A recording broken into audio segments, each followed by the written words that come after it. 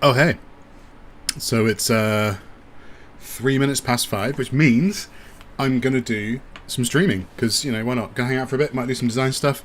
Maybe not today, because I don't have my tablet. My Wacom's decided to not work on this computer today, which is cool. I think it's got something to do with me running the new macOS beta. But I thought in the meantime, I'm going to do the most streamery thing in all of streamerdom, because I'm not a streamer, but it is fun. So I'm going to hang out for an hour maybe and see how it goes. And I'm doing the most streamery thing ever, most low effort, quote unquote, content thing. And I saw a highlight from someone reading this article. So I'm going to do one of those live reaction thingies, but from the perspective of me, a person you don't know who they are. That guy. So, and we've got 0 viewers. It's all good. Who cares? But yeah, I saw an excerpt from this, and it looked like it might be bullshit, so I thought I would read it, because I like talking about design. I am one of those quote-unquote designers.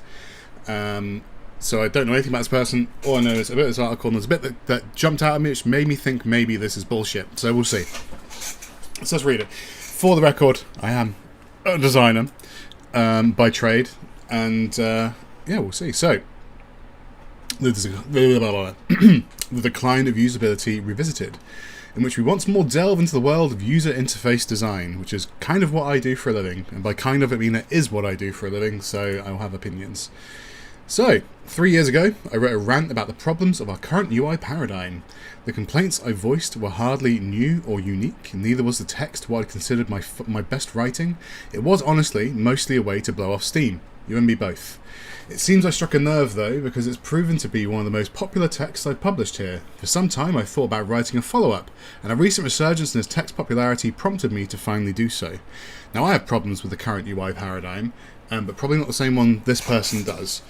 So we'll see what they're going to say, and we'll add some stuff to it, because that's the streamer thing to do, I guess, right? Not only am I a designer, I'm also old, and the section that I know is coming up applies to me, because, I'm old. So... let's go back onto it. I didn't and still don't have any delusions that my ramblings will somehow affect anything. In 3 years' time, nothing has indeed changed, at least not for the better. The most depressing part is perhaps the debate around these issues hasn't changed one iota either. The same non-arguments crop up all the time when discussing these issues. Well, Gramps, maybe things weren't super duper great in the past either. Where's the research, dude? It's progress, man, progress. You can't stop progress. Actually, compadre, we can do so much stuff with computers nowadays. That's usability, brosif. Cool.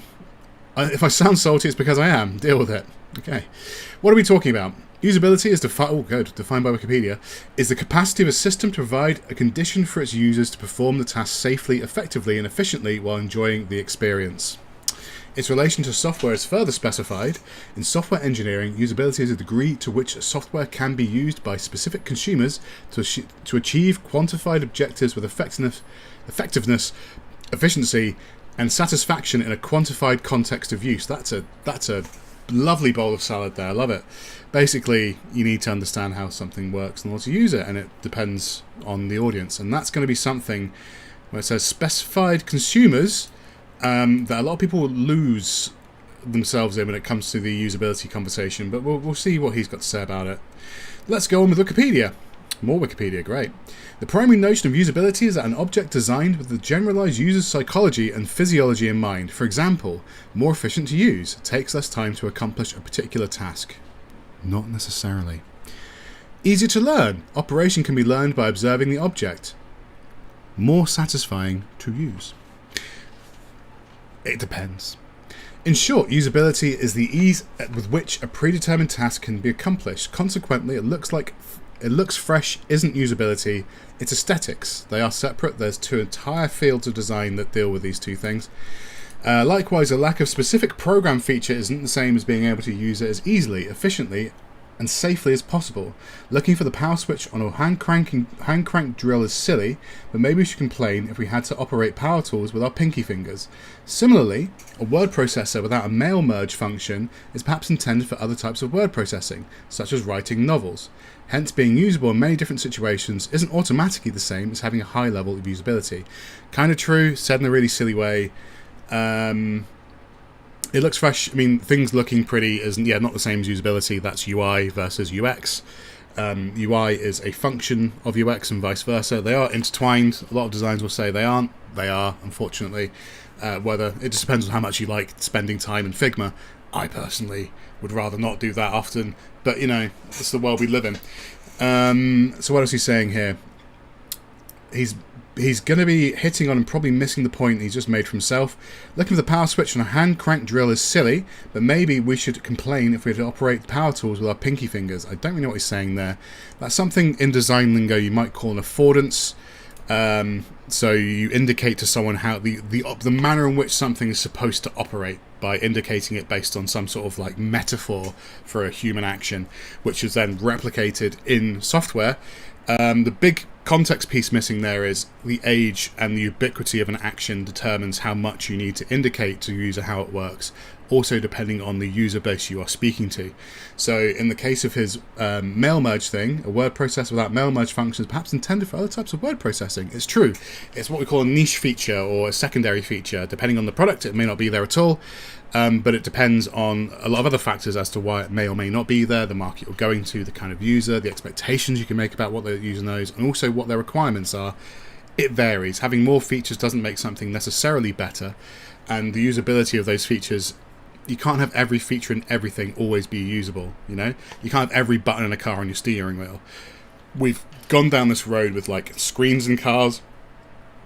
On paper, it's a usability improvement because the interface of a car can react to how you want to use it.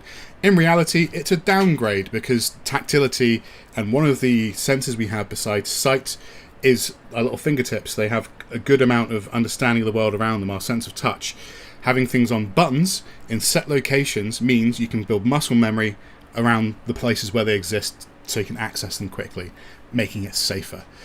You don't have to first read and process something. You can feel with your thumb where something is and then just press the button, you know? So he's already sort of slightly defeating his sort of point here.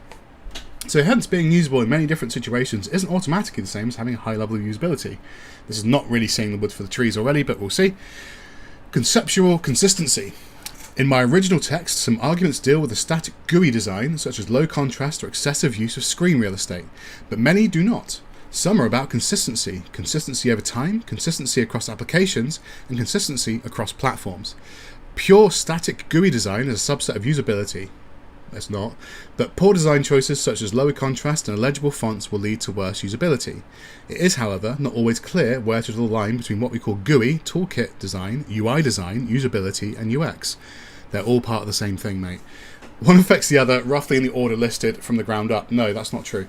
At all, in fact. You can go from any angle. They're all part of the same thing. So let's just pull this one apart. Low contrast or excessive use of screen real estate.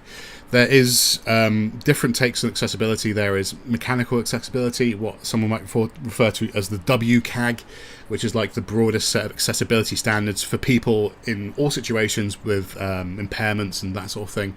There's minimum checks for contrast and stuff like that. But again, that's somewhat dependent on your audience. One I run into frequently is I work on, a lot of the time in my career I've worked on desktop software for creativity, right? So Photoshop. I've not worked on Photoshop, you know, that kind of thing, where there's some expectations you can make about the user, right? If you are going to be, or if you're in a critical application, let's say you do this for a living, right? It's a high-end tool. The tools work in a certain way, the usability works in a certain way, and we can make a lot of assumptions about the user who's going to be using said tool. One thing we can assume of someone in that situation is they probably have less likely to have problems with visual acuity, color blindness, and so on and so forth. In the context of a professional tool, because where someone might use Photoshop recreationally, the primary market are visual people working in the medium of visuals professionally who generally will not have those problems because it would be a very high barrier to entry for them to get that job in the first place. Therefore, by extension, the usability and contrast developments on screen naturally become less important. And what you can do with degrees of contrast and different colors and different use of space on screen is numerous, right? We'll get into it. Anyway, so pure static GUI design is subset. I mean, this is not really correct. It's not really. Oh god, I've scrolled. Oh, there we go. All three forms of consistency across time, application, and platform were, until roughly the release of Windows 8, honoured by most major vendors. That's a very sweeping statement. You can't substantiate that in any way. When I talk about consistency, it's not to be understood as the exact same look, widget for widget and icon for icon. It means adhering to basic standard principles of operation. This is lots of word salad. One such example are the File, Edit, View, Help drop-down menus, recognised between different operating systems, programs, and UI toolkits. Sure, Java Swing looked a bit different than Win32, but I think I know what kind of person this is now. They are probably like an Amiga person who doesn't like the fact that computers have more than 32 colours, but let's move on. Look a bit different than Win32, but they were still based around the same basic notions and concepts as the other toolkits on the market. That's what we call consensus. I'm probably going to beat that drum a few times, is the existence of File, Edit, View, etc. In the case of lots of other applications, they aren't always consistent, but they're common verbs that we use. They don't have to adhere to anything, and there's scenarios where you have to teach users things or introduce them to new concepts, but some things are global, so they can be, and people tend to gravitate around the same few verbs, and then we gain consensus, and then everyone uses that consensus. This will probably come up a few times in this article, but I see how they aren't really much of a... They have a strong design understanding, this person, clearly. So, yeah, one example of File, Edit, View, Help drop-down menus, blah, blah, blah. They're still based around the same basic notions and concepts as all the toolkits on the market. That's not even true, really, because the contents of an edit menu, or these are just words, right? The contents of these menus vary between vendors, and the semantics of what will go inside a view menu can vary. Edit, less so. File, less so. But there's extra semantics there. It's a bad example. So that's not to say consistency always trumps everything else. Sometimes real improvement of usability can be obtained through a complete interface overhaul. Windows 95 is a good example of that. I think they're about to conflate the way things look with how we operate them and the understanding of the user, and then subsequent opportunities to educate the user in the operation of a system, which can serve either no goal, which is a problem I have, or serve a specific goal, which is to introduce them to new features or a more complex set of actions in order to get on board with a new function. The context of design isn't so much about what the design looks like, it's more about the history and how you got to the point where something's been optimized to a certain extent, and the broad strokes users understand how to use it. That's very much perspective from someone who works on complicated tools where you have bespoke actions that sometimes require in situ, situational, non-transferable education on the use of a feature, which doesn't exist so much in mass market software. It does to an extent. Things move on, we learn new stuff. Anyway, I'm going to stop talking for a second and then carry on. So, yeah, sometimes real improvements in usability can be obtained through a complete interface overhaul. Windows 95 is a good example of that. Compared to what? He's not really saying compared to anything, but we're talking in Windows 95 days, so it's very much, I liked old UI. And again, I have problems with modern UX, modern UI. I don't think it's going to touching on things that I have as problems much in this, but we'll see. If we cross over, I'll admit to it. Shows the research, dude. In discussions like these, there's usually at least one person who shows up to demand data or research, but curiously never presents anything to back up their own claims about modern UI superiority. But by all means, the concepts I champion have been around for decades. I mean, everything's ephemeral. You can't say something's been around for decades if it's changed. But anyway, many of them have been studied in detail. Some of them even built on ideas as old as, or older than computers themselves. That's true. One such concept is that of affordances. Meaning how they look and shape of a certain object communicate information about how the object can be operated. That's what I said earlier. A push button that protrudes from the surrounding surface, for example. Some affordances come more or less naturally. Right? A push button that can protrude from the surrounding surface, for example. That's not a good example of an affordance. The classic, in one of my favourite books, The Universal Principles of Design, the example of they use in affordance is doors, right? Handles versus push plates. So if you have a door, a good way to indicate which direction that door opens in is the type of handle it's got, right? If a door opens towards you, a handle is the right way to do it. But if a door opens outwards, to have a handle on an outward opening door, a push plate tells you which direction to open that door. Incidentally, you can have the word push written on it, but because it's ubiquitous and because it's self-explanatory, and also at some point in the past, someone would have looked at it and gone, where's the handle on this door? It's just got a piece of metal on it, or there's no handle at all. you don't have to have the word push written on it, because the idea of a push plate on a door becomes associated with doors without handles. It goes both ways, so you have to look at the affordances. You educate someone on how something is supposed to operate based on the things they can do with it, the things that it affords you to do, allows you to do with it, indicates how you should use it if there are no other options. But also things, again, they become consensus, they become ubiquitous. Therefore, that need for education becomes less. And when it comes to mass market things, you can't account for every single thing as an affordance. And the more obscure, or the more of a metaphor an action becomes, the harder that becomes as well. So I think they're going to get lost in sort of like the, not skeuomorphism the look, but as in terms of like the friendlier hand-holding period of technology.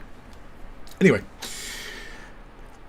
I was just about to mention skeuomorphism. So yeah, a push button that protrudes from the surrounding surface, for example. That's a really bad example. Some affordances come more or less naturally, such as the taper and curve of a knife blade indicating the location of the sharpened edge.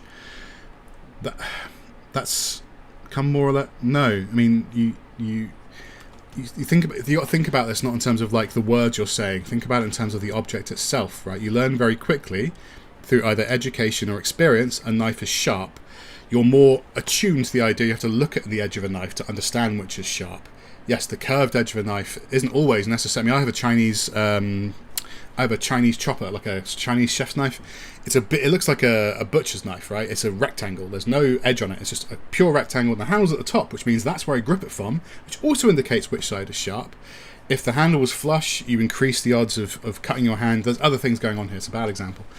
Plus, also, you can learn pretty quickly which part of the knife not to grab, which makes you want to check. Terrible example. Anyway, affordances can be constructed in computer interfaces using skeuomorphism.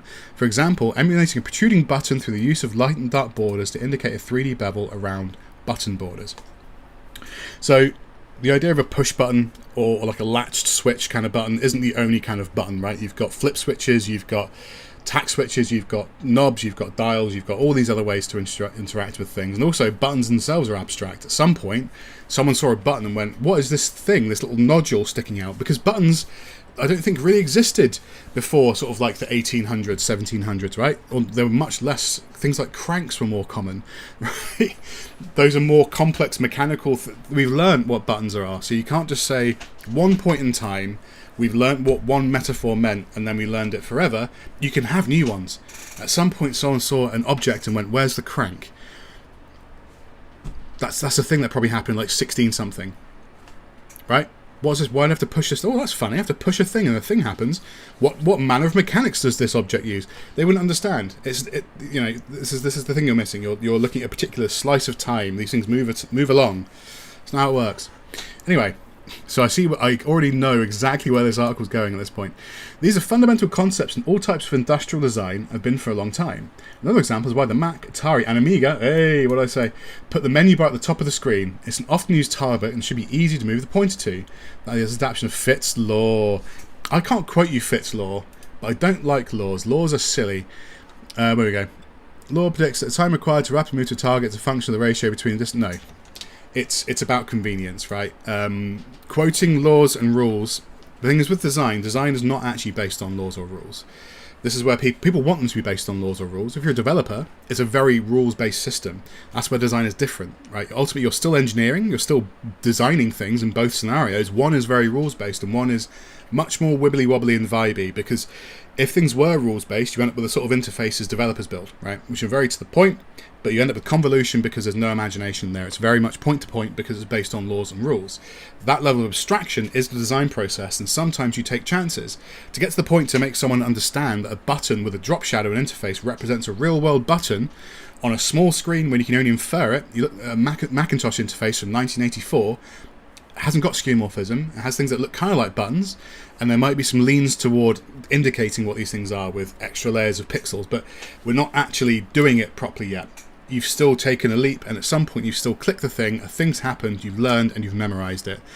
More people have done that, and eventually we all know it. So the thing of Fitts' law is, it's about... Well, let's read it again. Let's just TLDR this. Law predicts the time required to rapidly move to a target area is a function of the ratio between the distance to the target and the width of the target. Fitts' law used to model the act of pointing, either by physically touching it up. I mean, also, this is very much mouse-driven, right? Movement limbs, hands, feet, lower lip, whatever, blah, blah, blah. I don't actually want to talk too much about Fitts law because I don't know enough about it, to be honest, as a codified concept. But I think the concepts behind it are probably pretty universal if you're a design person. But it's people leaning on laws and rules. There's a lot of time as a way to it's a what's it not no true Scotsman? It's like it's an appeal to authority and sort of thing. It's like saying, well, there's this piece of paper I can point to which says this, which is great. But if you can't actually substantiate it and you don't, and clearly in the rest of your writing don't demonstrate you understand the meanings behind it, versus someone who does necessarily understand how we get here.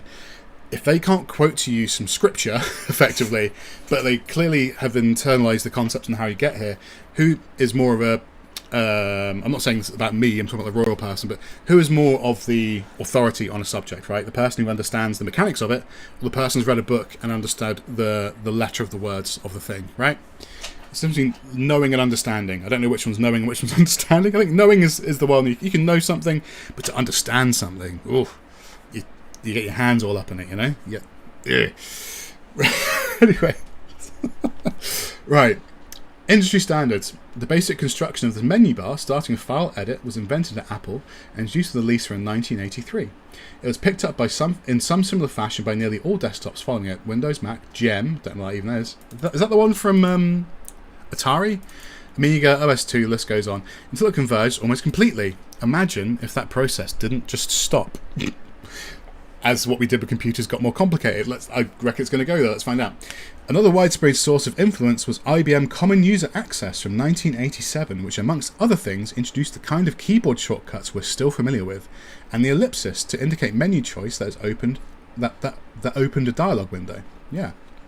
People get tripped up on this nowadays. I think it's running out of relevance. I agree that people should still know this, but they don't actually seem to. We've broken the rules on sometimes it's much more variable what happens when you click a button in some interfaces. That's not a rule that's stuck to very hard, but again, we'll get into this maybe a little bit later on how people don't analyze a system and then say what action do you want to take. Because we're in a world where it's sort of more intuitive, people don't really pre-think about what they need to do anymore in sort of more casual circles, versus actively using a tool. They just sort of tap around, and there's some simpler conventions they follow, and they're kind of a bit more fluid in terms of what happens next. There's some more like wibbly-wobbly rules about the way you should handle those interactions, but broadly speaking, if you're on something where it's unimportant what happens if you click this button, then people just sort of kind of get on with it more than they used to, because they weren't learning a lot of these new paradigms. Again, computing is many decades old now, and much more ubiquitous. So to say this was the way in the 1980s when a few thousand people, or maybe a few million people doing this, versus the 2020s where many hundreds of millions, if not billions of people do this, plus they have a whole new paradigm and a different set of devices based on different rules that is now almost one-to-one with the population of the Earth. These sort of, these don't necessarily hold water. Anyway.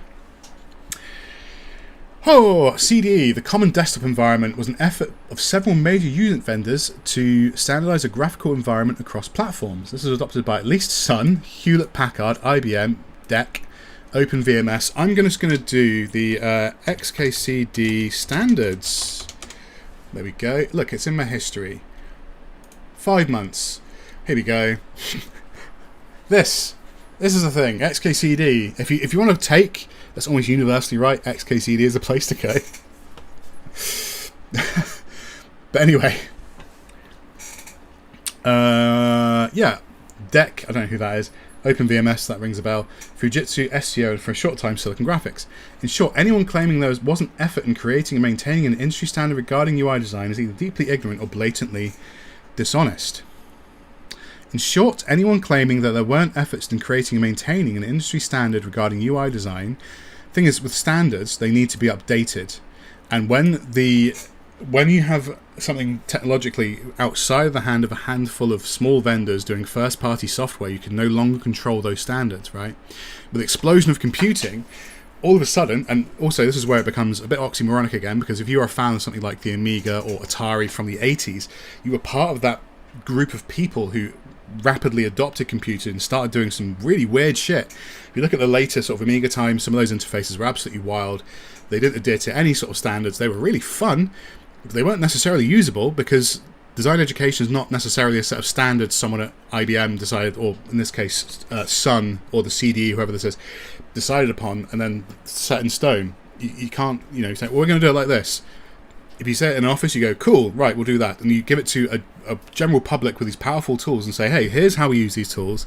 They're going to say, fuck you, and do whatever they want, which is what's happened with software design. And then later, re-solidified around a new set of standards based on not what someone thought in the abstract in the 80s, but based on a few decades of expectations set by real users using these systems for those decades between now and the 80s. This is the whole crux of this article I'm having problems with. It's going to boil down to, I think computers are good when the Amiga was a computer, and they're bad now because it's different. But anyway, we're less than a fifth of the way through, and I've been talking bollocks for I don't know how long, a certain amount of time, but I'm enjoying myself. Anyway, but in short, anyone claiming there weren't efforts in creating and maintaining an industry standard regarding UI designs is either deeply ignorant or blatantly dishonest. I don't think anyone's saying that. I'm certainly not. I can imagine such a thing. There's been lots of, there's things like the Human Interface Guidelines from Apple, design systems. They exist all over the place. Look at material design or any number of companies. The idea of having a design system is very popular. They are also based on a loose set of standards, but yeah, this is a silly argument. Anyway, further principles. I think this is the bit I got up to. I think it's the Primogen. That guy's a mixed bag. Anyway, a look at my complaints can be described using the 13 principles he's got. I quoted a book earlier, to be honest. But he's also quoted... Oh, yeah, I quoted a book, didn't I? But then I gave inference on what the book said versus my interpretation of what the book said instead of just quoting it blindly. I'm not in contest with this guy, but I'm trying not to sound like I'm too much of an authority or a hypocrite, Unlike some people, author of this, I do kind of try as much as I can to own up when I'm wrong about things, I'm not right about everything. But I do have opinions. Everyone's got opinions, like bumholes. Anyway, I've never heard of this book. 13 Principles of Display Design. When's this from? I imagine it's probably from 1983, so I imagine what this person's referring to might be from a similar time. I don't know, I can't be bothered to look. Christopher Wickens, PhD. Oh, well, rest in peace, Christopher. But do we have... Oh wait, no, is he not dead? Oh no, maybe he's not. Alright, well, I take back my rest in peace. Does it say when he wrote this book? I don't know when this book's from. I don't think it necessarily matters, because you can't just refer to the pioneers of something and say they got it right first time. They didn't. No one ever does. Right? Not saying history's a linear line of improvement. It isn't. There's wibbles, there's wobbles. But to say that someone got it right first time round is the sort of hubris that you're trying to, that you're accusing others of. Anyway, I'll be using Wikipedia to summarise principles here. Oh, wow, thank you. More Wikipedia, great. Avoid absolute judgment limits. Do not ask the user to determine the level of a variable based on a single sensory variable, e.g. colour, size, loudness. That seems very subjective. The level of a variable based on a single sensory variable. That's not phrased very well. Similarity causes confusion. Use distinguishable elements. Again, similarity or distinguishability is subjective, not objective.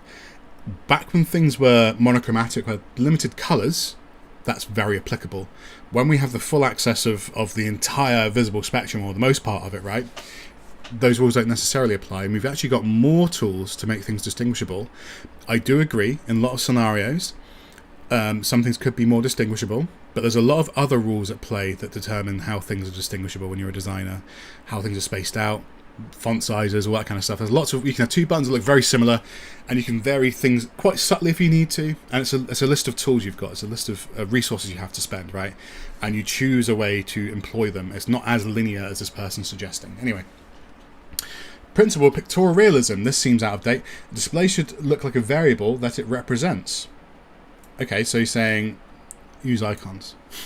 Both judgment limits and similar Both judgment limits and similarity apply to window focus indicators. A clearly visible title bar and border is a distinctly different colour from the surrounding windows, in a dissimilarity that makes the active window stand out clearly, making it easy to identify. Don't think. I mean, there's lots of other ways you can do that. At one point, yeah. Again, context matters here, right? For example, if we just create a new tab here and then like rip this off. Right, well, let's rip off this XKCD, right? Okay, and I put this here and I put this here. We've got our indicator here, which is the colour of these things, which tells us whether it's active or not, right? You can use things like, opacity, various different things to sort of show if something's active or not. It's not as binary as that, right? And it takes a user a certain amount of time, and also you've got to think about the context of the action you're taking, right? So if I click on something, I expect it to become active.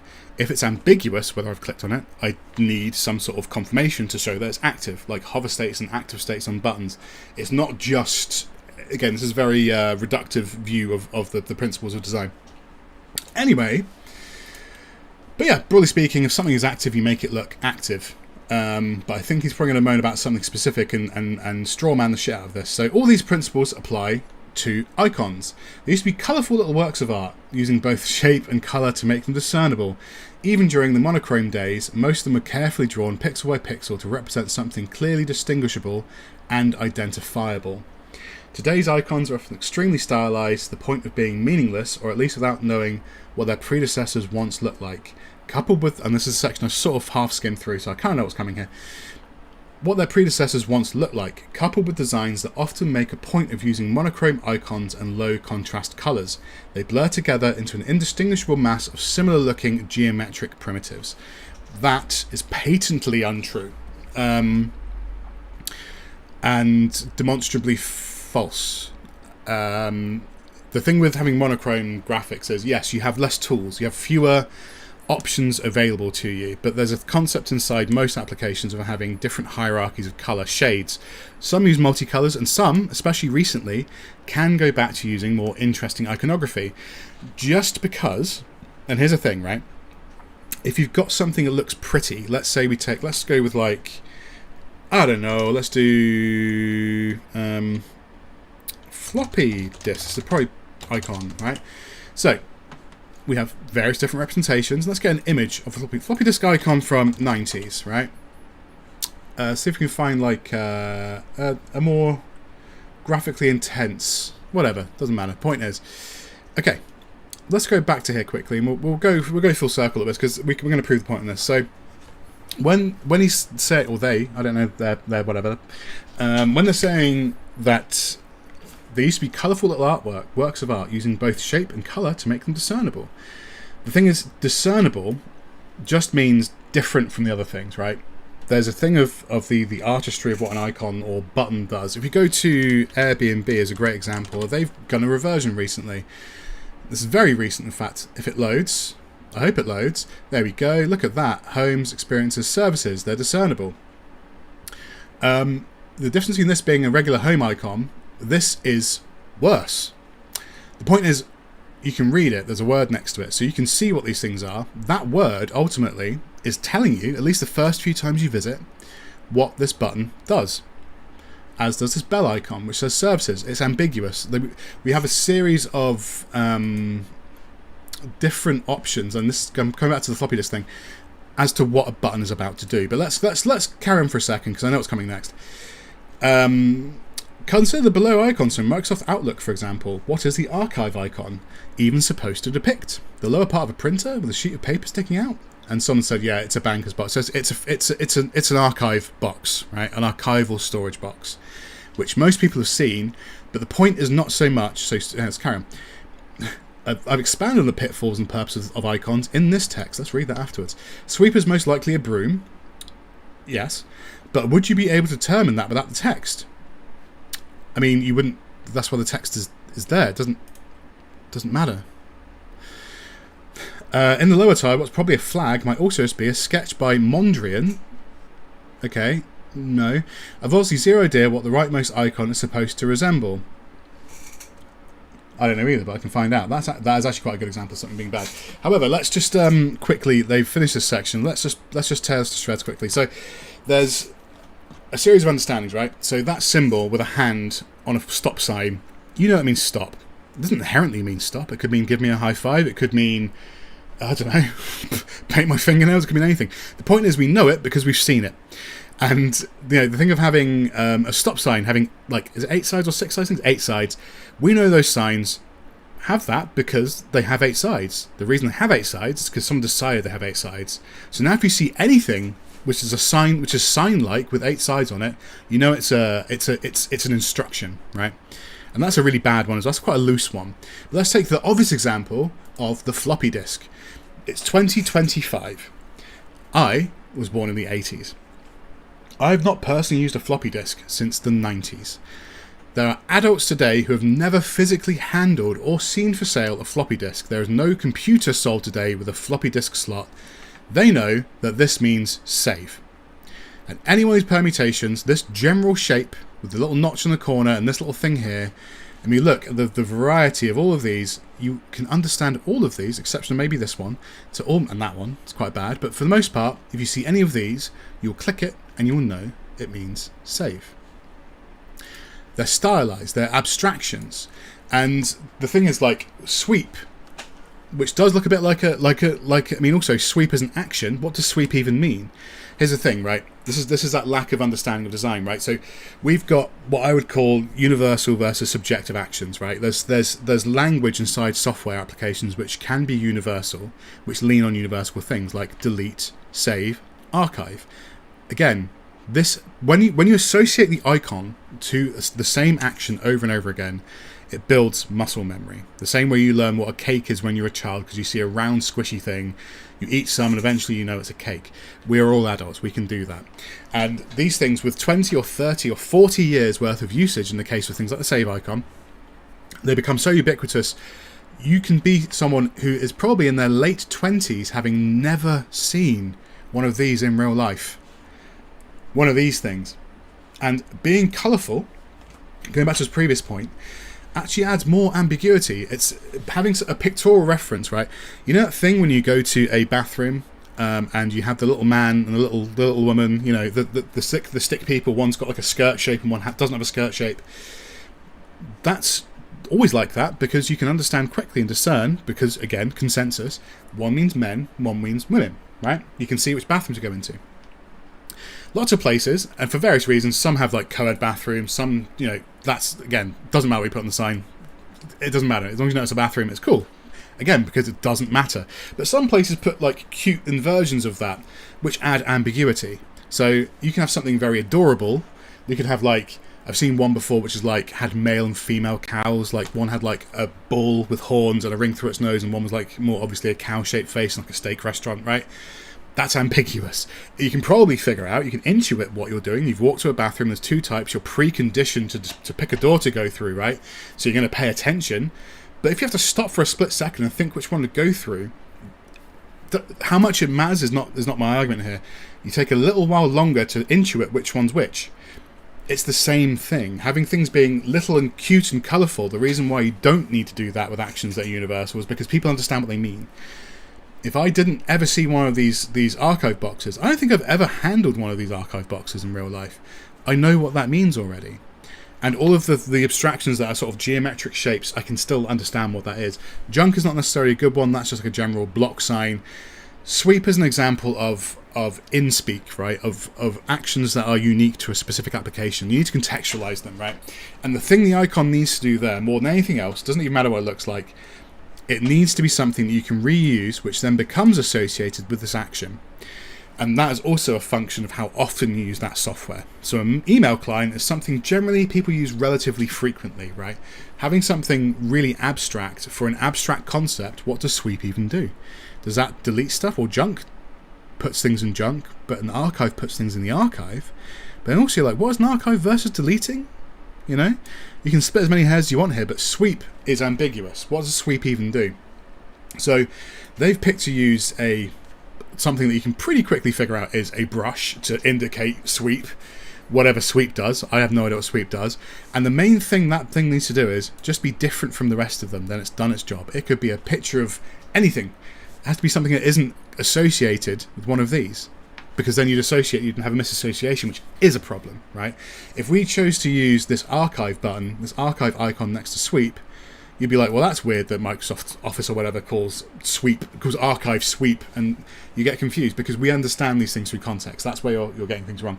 When it comes to having things being all monochrome, it does remove the choice, the palette choice you've got to choose.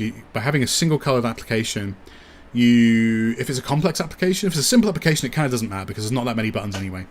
In a complex desktop software with multiple actions you can take, you limit your palette of options to choose what you're going to use for icons and other parts of the interface.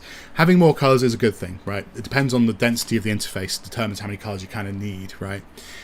Same with shadows and all that sort of thing. You have many different tiers of buttons, but again, he's not talking about a specific. He's talking about one here, an email client, which is on the more. If you look at it as a spectrum, right? Let's do a lovely drawing with a mouse, which is always a good idea. Let's do this, and then makes a different colour so we can see it. There we go. Let's leave it there, right? So we'll do this, and on this end we've got a simple application. So simple, and then we've got complex, right? So simple applications tend to be for casual use. So if you've got something that you look at every once in a while, your usage of it doesn't, for the most part, doesn't really matter, right? It can be something like, I don't know, the post office app, which has certain university concerns. Bad example. Let's say like social media, right? There's nothing critical for the most part you do on social media. People might spend a lot of time there, but they don't have specific actions to take, right? This is a simple application with fewer verbs of things generally that you can do. It matters less having this distinction and different options inside the interface to differentiate things because you don't use them as often. In a more complex application, let's say we have something like, I don't know, CAD software or 3D software, about as complex as software really kind of gets, you'll have a lot more emphasis and onus and need to do things like differentiating with color and more complex iconography because you're communicating more abstract ideas, right? That's why they're like that. There was a time when all these ideas are abstract because people weren't used to computers, but they are now. An email client sits somewhere around here-ish, maybe more this way, where you might, and depend on the email client as well, right? There's different ones for different markets. Outlook is a more enterprise level email client. I use one called Hey. Hey is very simple, very straightforward. It has very few buttons, and it's also quite colourful. Doesn't need to be, it's just some flair. But, so yeah, on the email spectrum, it's probably further over this way. So there is utility in having more colours and more design elements or potential flourishes available to you, things like shadows and different types of buttons and that sort of thing. It is more useful, but the simpler you get on this perspective, the less it matters, to be honest. That's a very broad strokes thing, which I think somebody like, but going back to the Airbnb thing, right?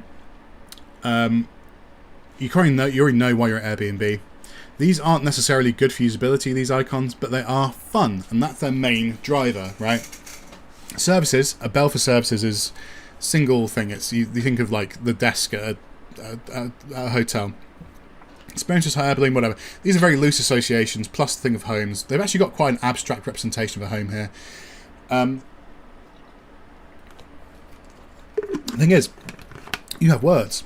And also, these things are distinct. And in the current climate of very similar... I mean, I'm not saying that simple design is not necessarily bad. I think the palette design options should be there, but the reasoning for it is not just arbitrary. So these are good because you don't see these everywhere at the moment. The minute you start seeing more colourful 3D generated icons everywhere, you might see people doing this a lot more as a response to oversimplification, all that sort of thing. But right now, these are unique and they're fun. And they're a bit of a throwback. You like that. There's more variables at play here than I think what you're thinking.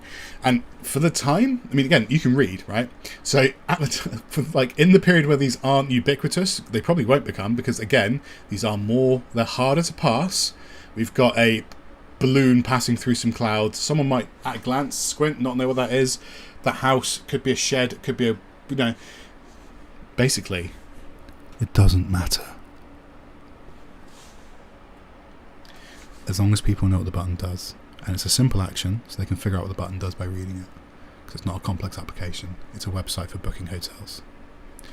Context. Anyway. But yeah, this icon down here, I haven't got a clue what that does.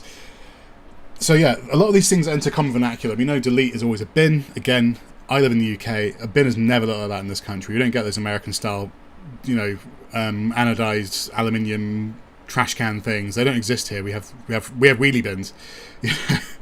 All this sort of thing. Folders, again, these manila folders, people don't use these. We have an arrow which says move to, and we have a thing of a folder. I can assume a folder shape, because folders only exist now in the context of file systems use the concept of folders. And the fact that they're called folders doesn't even matter anymore, because we're mature enough to understand groupings of things exist inside software systems, right? That's why you don't have everything called folders in every application anymore, because you don't need to have that as a metaphor. But, OSs persist because it's just the way they do things. It's fine. They shouldn't change it because that'd be an unnecessary change. But, categories. We've got a little tag there. Quite a bad icon, to be fair. But it's got a tag. We know what a tag is. Tags hang off clothes. That's why that metaphor started in the first place. But now, people don't often even have paper tags on clothes sometimes. And they're not always necessarily this shape. But now everyone understands how a tag or marking some information, because people have gotten further past the idea of a tag and to understand they're categorizing things with an arbitrary data point. They're attaching some information to it. Again, they don't have to always be even called tags anymore. And we know that icon means that. This is my entire point. Anyway, that one down there sucks ass. We know that's a flag. Flag's a flag. That's blatantly emojis. Emojis are popular. That is what's going on. That's settings. That's notifications, because it's a bell. We know that. You can intuit what all these things mean. You're just being obtuse.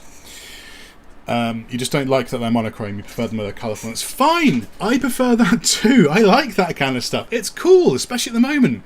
Interfaces are boring as fuck. Do some weird shit. Why not? It's cool, but don't pretend. Don't be willfully ignorant. Minimizing information access or cost or interaction cost. A display design should minimize the cost by allowing frequently accessed sources to be located at the nearest possible position. Put things where they need to be. This again is a massive. It's a rule of thumb, but not necessarily. There's a lot of context. A lot of the facts at play here. There's things that could be the most useful thing. If you talk about dark patterns, right, inside UX or UI design, there's the most obvious thing to do. You might want to put that in a different place because there's a thing that's more equitable to you that you want to do. Like someone wants to cancel subscription. Do you want to make the button obvious? You want them to unsubscribe for some emails? Well, do you make that button obvious? Do you really want to do that? There's more to it than that. So you can't just say blindly put the Also, the more complex the interface, the less able you are to put things within arm's reach. You have to have some degree of travel. You have a degree of preference of where things should be spatially. Also, there might be some common interface areas where actions are grouped together, so you then learn this is the place I go to do this thing. You used one yourself earlier, this being up here. It's got nothing to do with the amount of distance. Really, this is actually kind of inconvenient for some people because it's quite a lot of mouse travel, but then I'm not accessing this that often, so it's fine to be up here. We know up here is where this lives. It's not close, but maybe the thing I do the most often is bookmark. The address bar's up here. One thing that you might not like is on iOS, right? On Safari on iOS, and also subsequently in Chrome on iOS, they moved this bar to the bottom because it's near your thumbs, so it's faster to change the address on the website you're on. Because you're on a phone and your thumbs are generally kind of nearer the bottom, and phones are quite big. We've gone against convention. We've invented a new one that's actually really good. I don't think anyone's that confused. Some people might not like it. You can turn it off. But you've minimized travel for a legitimate reason. You can't have all the buttons near you all the time. That's not how that works. And again, this is very surface level observations here. I can go on all day about this shit. Anyway, proximity compatibility principle. This person likes having these big words to hide behind that are not that digestible, but I can keep going through this. Divided attention between two information sources may be necessary for the completion of one task. These sources must be mentally integrated and are defined to have close mental proximity. Information access costs should be low.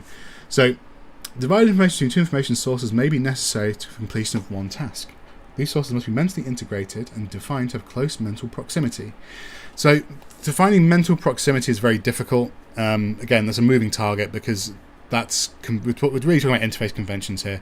They vary, they change over time, and again, there's the weight of what the interface needs to do which drives this. And even if something started off as being annoying, you get used to it. Or you may not get used to it. You may hate it forever like this person does, but people adapt. These change all the time. So I think there's... And this, again, it's...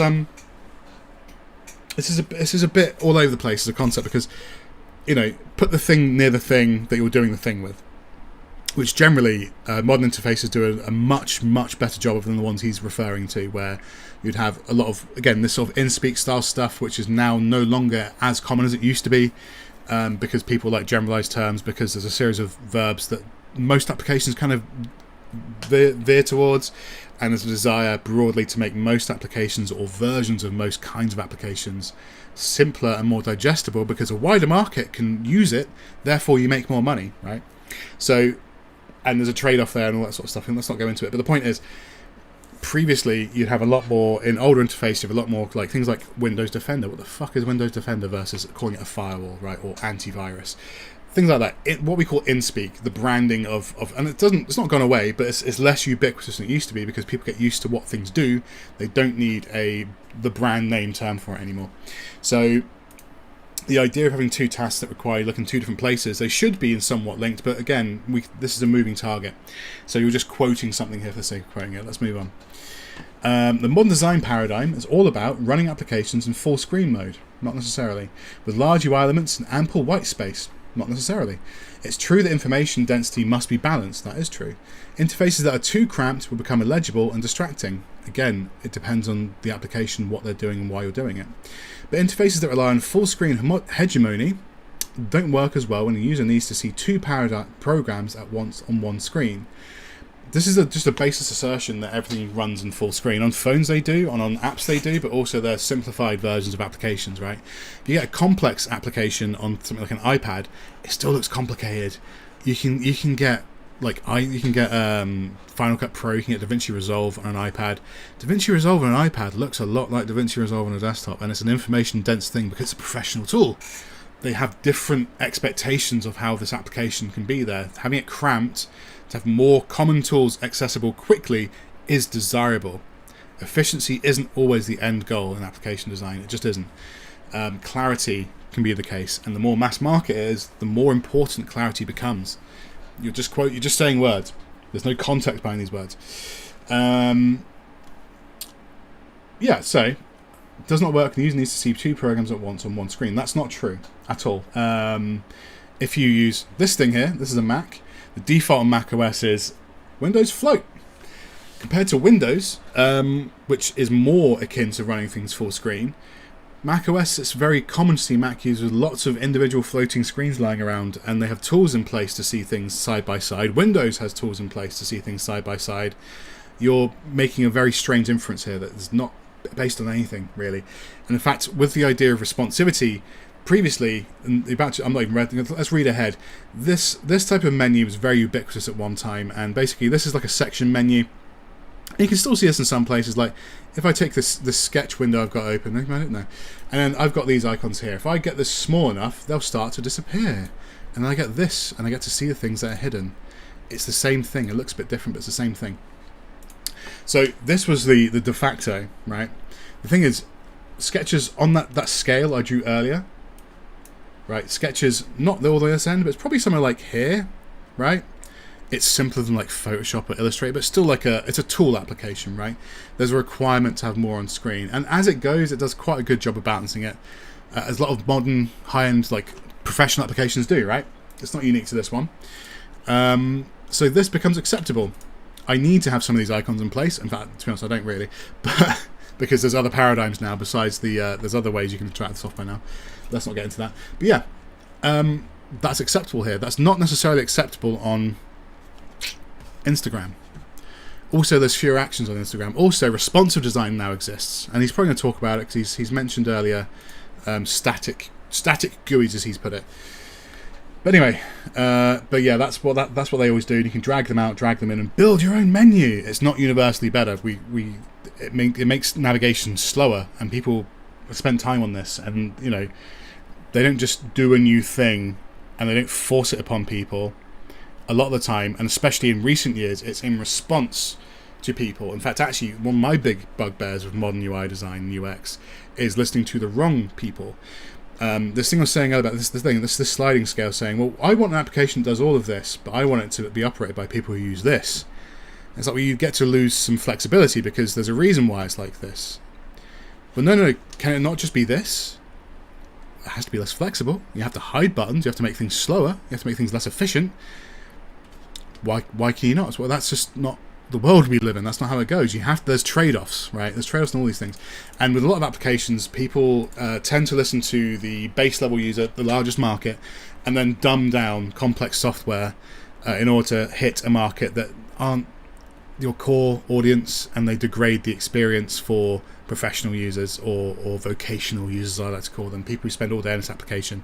Figma, look down, there's a little Figma icon. It's a great example of that. They did a new UI interface which, on paper, simplified everything.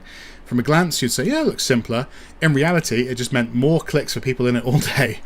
And lots of regressions in usability. And also, when people get committed to software, you can't change it as often because they use it all day. They build up muscle memory. This thing we were talking about earlier. Things aren't fixed in time. People can learn things. You just don't like how modern interfaces look like. Just say that. It's fine. Anyway, information access costs should be low. Anyway, we've done that. Yeah, about running applications full screen with large UI elements, and that's not necessarily true. That an ample white space. That's not true. Let's go into Blender, one of those popular modern day applications that is currently being adopted rapidly by lots of mainstream people. Everyone's picking up Blender because it's free and it's really powerful. Is it going to load? It might crash. Blender does like to crash at times.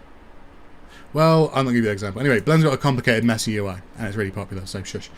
And anyway. So, MDIs, multiple document interfaces, do exist in modern output, but they're often less flexible than traditional programs. No, that's not true at all. So again, this is not true of all applications, because various applications that's not necessarily desirable. And also some flows don't require you having multiple documents open. Okay, in a lot of cases it should be. I like complex software, I like hardcore software, I like desktop software a lot. I'm not a mobile guy, I'm not a phone person. I love me a complicated application. But yeah, it's not always desirable. So yeah, they're often less flexible than traditional programs. With free-floating sub-windows can be tiled, stacked, resized and placed according to user desires. Sometimes they just want them either next to each other.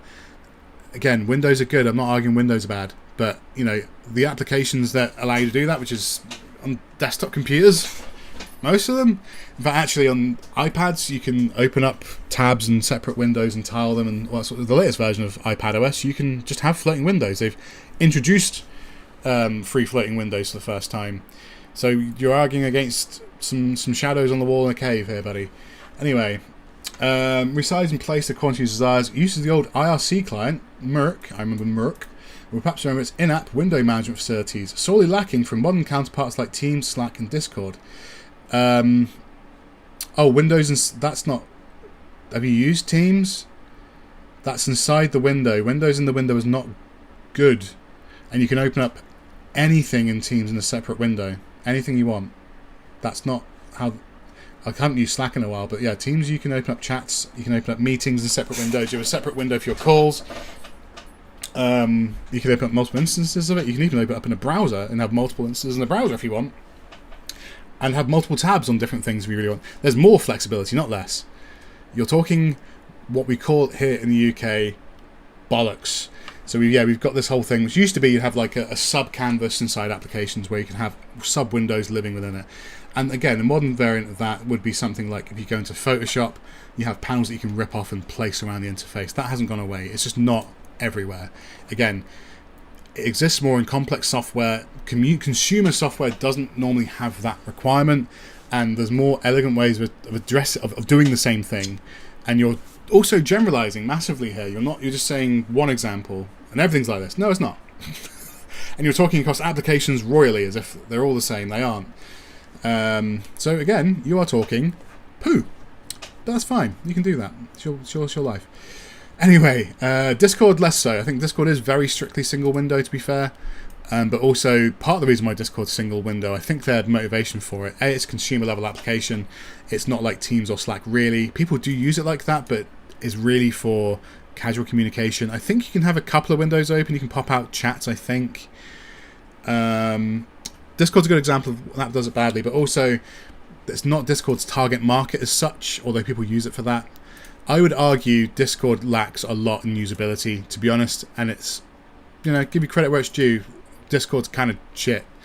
But, I think I don't know that well enough again, because even my usage of Discord, I use Teams and Discord. And the things I want to do in Teams, I don't care about doing in Discord, if that makes sense. And again, that's very subjective. And that's the thing. I mean, I actually worked at a company once that, for some reason, used to do calls in Teams, but the company chat was in Discord. And Discord for a company chat is fucking awful. I don't like Teams. Teams is terrible, but Jesus Christ, it was better than Discord. Again, different markets, different objectives, but yeah, that doesn't mean that I think Discord's missing a trick by not making the application better. But then again, I have no data to back this up on. See, the data you say doesn't exist does exist. It just doesn't get made public, because why would it? And not everything needs to be a standard, because don't make me tap on the XKCD cartoon again, right? Standards don't work in things that can't be regulated, right? In regulatory environments, yes, they can be. In the wild west of the open world, no, they cannot. That's not how the world works. I'm sorry. I don't like it either. I like things to be sensible. I think some things are great, and why don't they all use them? But I don't rule the world, and but when I do, I will bring back MIRC, and I'll do this window thing. And every application, I'll mandate it by pain of death, just for you, amongst other things that I want to achieve. Solid gold toilet for every home, that kind of thing. The hamburger menu comes to mind. Compared to traditional menu bars, it counteracts Fitts' law, impedes discoverability, and often increases the amount of clicks needed to navigate. No, it doesn't. So this is, again, where you're quoting a law or rule as you see as being legitimate because it's written down in the book versus the reality of how people use things, right? Hamburgers, and it's not just hamburgers, there's different types. There's like the 3-dot menu, whatever. They are often used on screens where space is constrained, right? You can either clutter up the interface more, making more confusion, therefore consolidating it. They had that in this. What I just showed you a second ago, right, is a hamburger menu. There's not enough room, so we've consolidated it into a menu. That's the same as a hamburger menu. The thing is, in some applications, you don't need to see all of this. They could be secondary or tertiary actions you don't need to do all the time, and then you push them into a hamburger menu. They're not, and also they're not as ubiquitous as you make out, right? They just aren't. Primary actions, the action you most likely do in simple applications, are prominent. The rest are less prominent, and that's why they might end up in a hamburger menu. Also, the hamburger menu, again, those 3 lines, right, are ubiquitous now. We understand them. In fact, I'm pretty sure I saw something similar way back in the day when this is around. Again, you're just saying stuff. You cannot reliably aim your mouse at an invisible object. Hidden scroll bars. The hamburger menu also comes to mind. Compared to traditional menus, it can... No, that's not true. It can increase the amount of clicks needed to navigate. Yeah, it's true. But then if you... In an application, is Blender loaded? Blender has crashed. Has Blender crashed? There we go. Yeah, we've got a lot of buttons around here. And some things get hidden. But this is a highly dense... And software... Like, 3D software is on... the far right side of that scale I showed earlier, right, in terms of complexity. They are complex applications that achieve complex things, and to make them simple reduces their usability, right? Their utility, not say usability, their utility. So, but things are still hidden. By virtue of this being a complicated application, we've got a very dense interface here. I have problems with this. I hate this fucking menu. But we have a lot of controls here. And there are UX solutions around this. Trust me, I know. I spent a while working on solutions to some of these problems for Blender. Not for them, but in Blender. There's videos on my channel about that. But yeah, didn't solve it all either, to be honest. But yeah, some things are just hidden because there are lots of things. And in this application, this example you're showing, it does it as well. If you have everything here, why do you need these? Because they're of lower prominence. That's why they're inside those menus. What is a burger menu if not a smaller tools menu? Sir, I propose to you. I doff my fedora. It's the same thing, bud. Anyway. This is fine. I'm not actually angry. This is all good. This is funny. So, hidden scroll bars not only hide information from the user, they also completely disregard Fitts' law. You cannot reliably aim your mouse at an invisible object. No, well, what... Hidden scroll bars do a thing, right, where I think with the paradigms people use, Okay, if you have a mouse, right, and you have a window that's active, I know, and this is ubiquitous, and it has been since the mid-90s, late 90s, not mid-90s, late 90s, let's say, all mice almost universally come with this thing. Look, I'm moving this window up and down, and I'm not touching the scroll bar. It's called a scroll wheel. If you're on a phone, you've got a weird little thing that you use to make things, it's called your thumb. And you don't necessarily need, because there's no context, right, to what this means, right, where you're going to go. You might memorize, so there's a thing inside lots of like text editors, code editors, where you have a little mini map which shows you the shape of your code because you refer to it frequently, right? So you get a little and it's, again, that's a dubious utility, not everyone uses it, but it shows you whereabouts in the code. It's a thing from it's originally in something called Sublime Text. It's now in like every code editor in the entire world, and they kind of copy it without thinking why it's useful, because it shows you the point in your document that you have to refer to again. It has utility, and those applications don't, and that's much larger. It uses a ton of space because you refer to it multiple times. For most people using most types of computing devices, it's actually pretty infrequent that they're actually going to use this as their main means of understanding whether it's an indicator to show how far you're down the document, right? You get that. But as you move, see, it appears and then disappears. So while I'm moving, I just glance over and I can see where I am in this long article. But also, if I want to return back to the top, I'm sure there's a keyboard shortcut, I can just scroll a bunch of times, or I can hover over this, grab it and drag it. You've lost very little utility there, but you've gained interface space, right? And in your example here, we go back to IRC. Look how much room horizontally is taken up by these scroll bars, right? If you have a third window, it get longer. If this window was smaller than full screen, you have another one. It's also, in most OSs, you can turn on scroll bars showing all the time, if that's what you prefer. Sometimes I like scroll bars. You know, I like to. I use a pen tablet most of the time. I'm using a mouse today, but a lot of times the scrolling I use can be a bit slow. I need to get up a list. What I'll do, I'll hover and I'll grab. Some applications, honestly, I also like having a persistent scroll bar. Sometimes I turn it on. Sometimes I don't. Hey, life's an adventure, but you can't say these things are universally worse. Principles of consistency. Old habits from other displays will easily transfer to support the processing of new displays if they're designed consistently. I guess throwing out 30 to 40 years of design and interaction tenets basically overnight can be described as slightly counter to this principle. So, okay. A moment ago you said this. These conventions, this one, to an extent this one, also this one's from the 2000s, this one's pretty much always been there, this one's probably from the 2000s as well, this one you can intuit. You've just contradicted yourself, buddy. But also, you know, new tenets exist, new things exist. Like, what does that clock actually do? Do I know what that does before I click it? I don't know what that does before I do it. I haven't. This is a chat client, right? IRC. It's a chat room app, right? That means help. I know that. This means some sort of window stacking. I can glean that from context. What is that button with the two random shapes? That's probably settings, right? You know, nothing has been thrown out here. You just like the way the icons look less. And also, the thing in question has not been thrown out overnight, right? Flat design is about 15 years old. I know, I was there. So it's not overnight. It's been a decade, but also we're moving in various different directions in that entire time. Design is not static. Unfortunately, I know you'd prefer it, but that's not the case. The MRC interface is in no way perfect, evidently, and yet it's so advanced we're apparently no longer able to recreate it. Well, that's not true. It's not advanced, it's just cluttered. And how often, I mean, if someone looked at us and said, how many times what are the critical actions here? How often?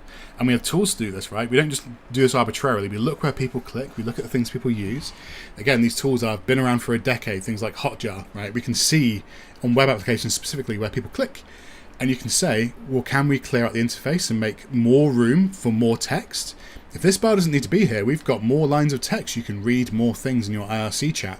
That's a thing that we can do. If we don't make this a floating window inside a window unnecessarily, we've got another entire row of text we can show you, which is the main thing you're doing on this application. And we'll make decisions about how it's designed based on that feedback, which we'll gain from watching actual users use it over the course of decades. I'm not trying to say, you're wrong about everything. I'm trying to be fair when things are fair. Again, I don't love everything, and sometimes you can be overzealous and oversimplify things. I'm not saying that's the case, but to say old thing is good, new thing bad, without providing, again, like you're just saying, these are anecdotes, right? At least I'm giving you evidence with this. A look and feel that corresponds exactly to a large number of other Windows programs at the time. Unambiguous. So actually, no. Here's a very this I actually unambiguously agree with. Right on the case of desktop software, where both Windows, Mac OS, and Linux to an extent. So Apple are kind of like the progenitors of this interface consistency. They wrote something called the Human Interface Guideline, and I think it was around Mac OS. I want to say Mac OS 10. I'm not entirely sure, but actually, it's a really good document. And again, hypocrisy coming from me now this time is it's a great document, and it lays out lots of very rational reasons for things to be in certain places. Not all correct, but actually, a lot of it was very forward-looking. A lot of things that were laid out in that document remain true today and remain respected today, right? And a lot of them are very similar to what happened in Windows. These are UI kits. I think earlier he sort of said it starts with the UI kit in question and then you move from there. No, not necessarily. But Windows is especially guilty, and macOS does this as well, right? There's certain things that are ubiquitous across all applications. macOS enforces some consistency with the bar across here. Windows has no such thing. These are always on the left on macOS. They always look the same on macOS. But actually, people moan because they move slightly in certain applications, but they're always in the same place. Blender's like one of the lesser, because it moves. They have their own separate menu, and they've moved this up here. People do bend the rules. But for the most part, most applications will honour these things. That's still there, and that's still there, and tools are up here. These rules are not broadly adhered to, but Windows is less consistent in general. I don't know the actual reason why, it just is. So that I sort of agree with. I think, a great deal of flexibility, and you have to blindly adhere to the conventions laid out by an operating system. Plus, this is only relevant in the case of operating systems and desktop software with more options, right? Phones don't require that.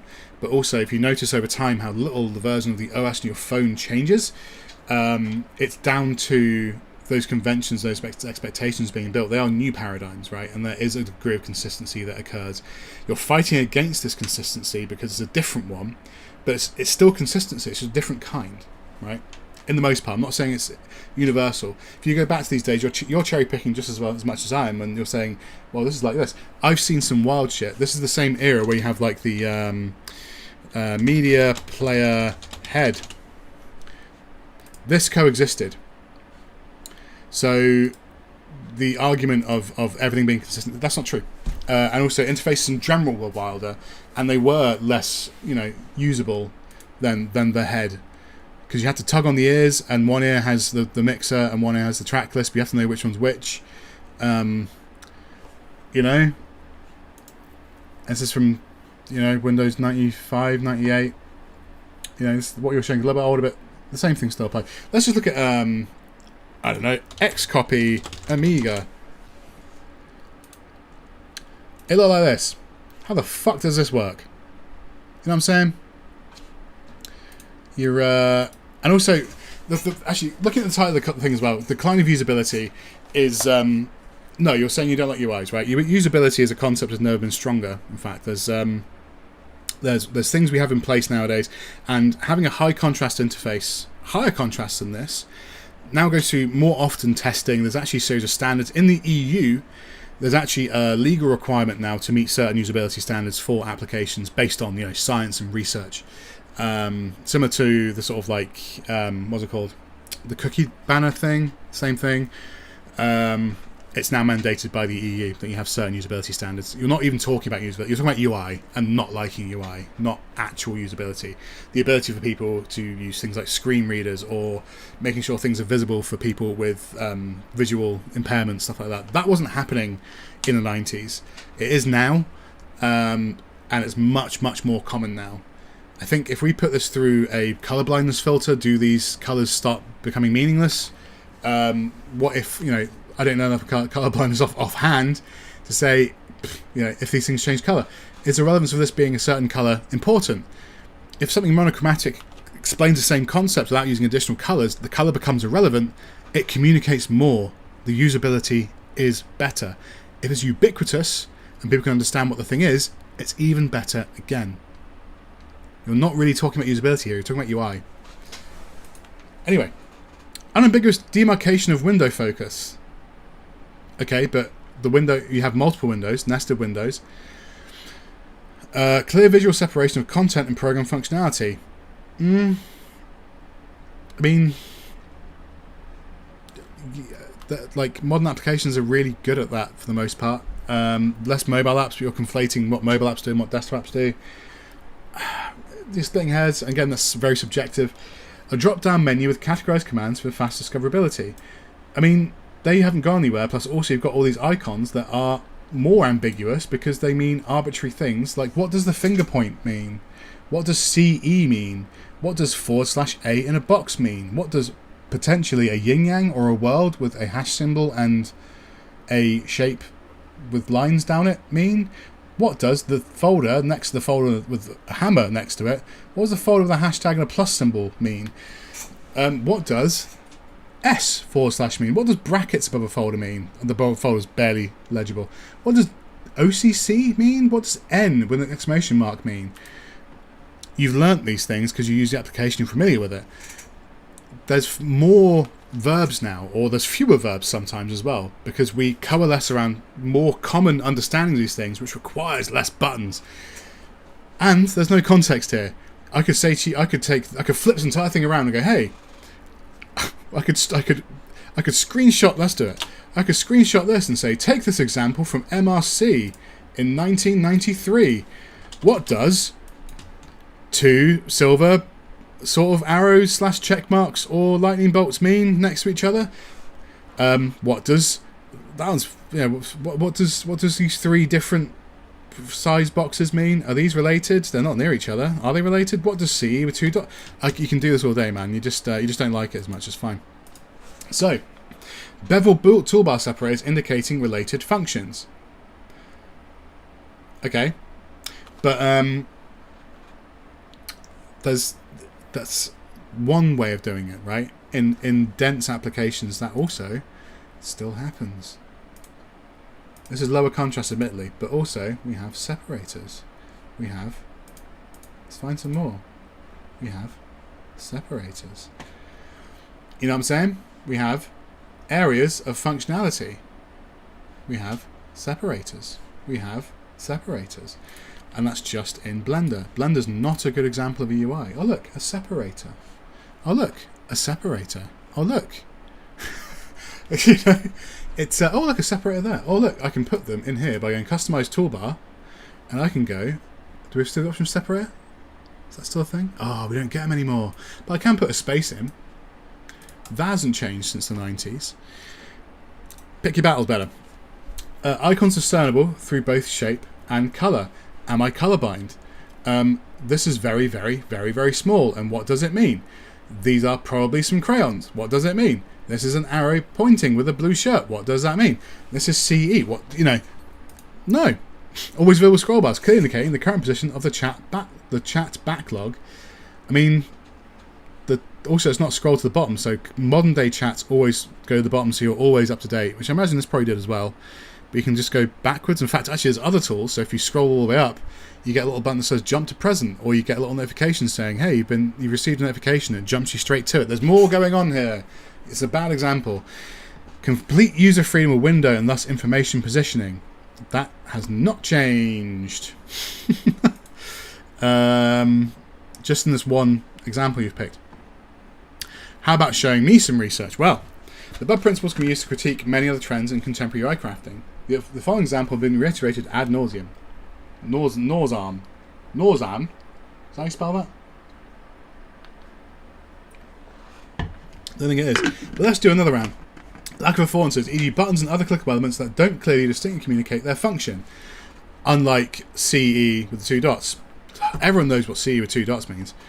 I think I find the opposite. Ambiguous state, highly stylized slide switches instead of checkboxes. I mean, no, because where you done fucked up is, right, you've earlier mentioned the idea of having skeuomorphism being a button you can push and having a shadow indicating that it's a button that you can push in. There's another kind of thing like that. What's it called? Oh, a switch. Yeah. Okay. So if something looks like a switch, and specifically it's going to look like this one, brawn switch. I see the brawn slide switch. Let's get an image of it. Oh, wait, where's the real one? Oh, come on. Find me an example. Oh, Dita Rams, you've let me down. It's a round. Anyway, let's just do Apple switch. Bear in mind, they've used... There we go, there it is. This is based on, I think, like a Braun hairdryer or something, or like a radio or something like that. Dita Rams designed it. But it's ubiquitous. We understand what that means now. Also, it gives you more indication as a state of something. Because checkboxes... Here's the thing about checkboxes, right?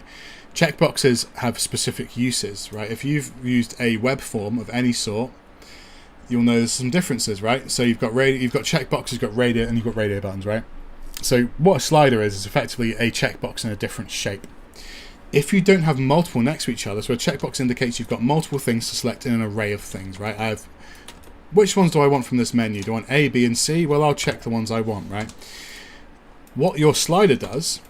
There you go, I want this one, I want this one, and I want this one. They're not lined up correctly, whatever. Point is, right? A slider, being this guy, right? Let's do that. I'm using a mouse today, go easy on me.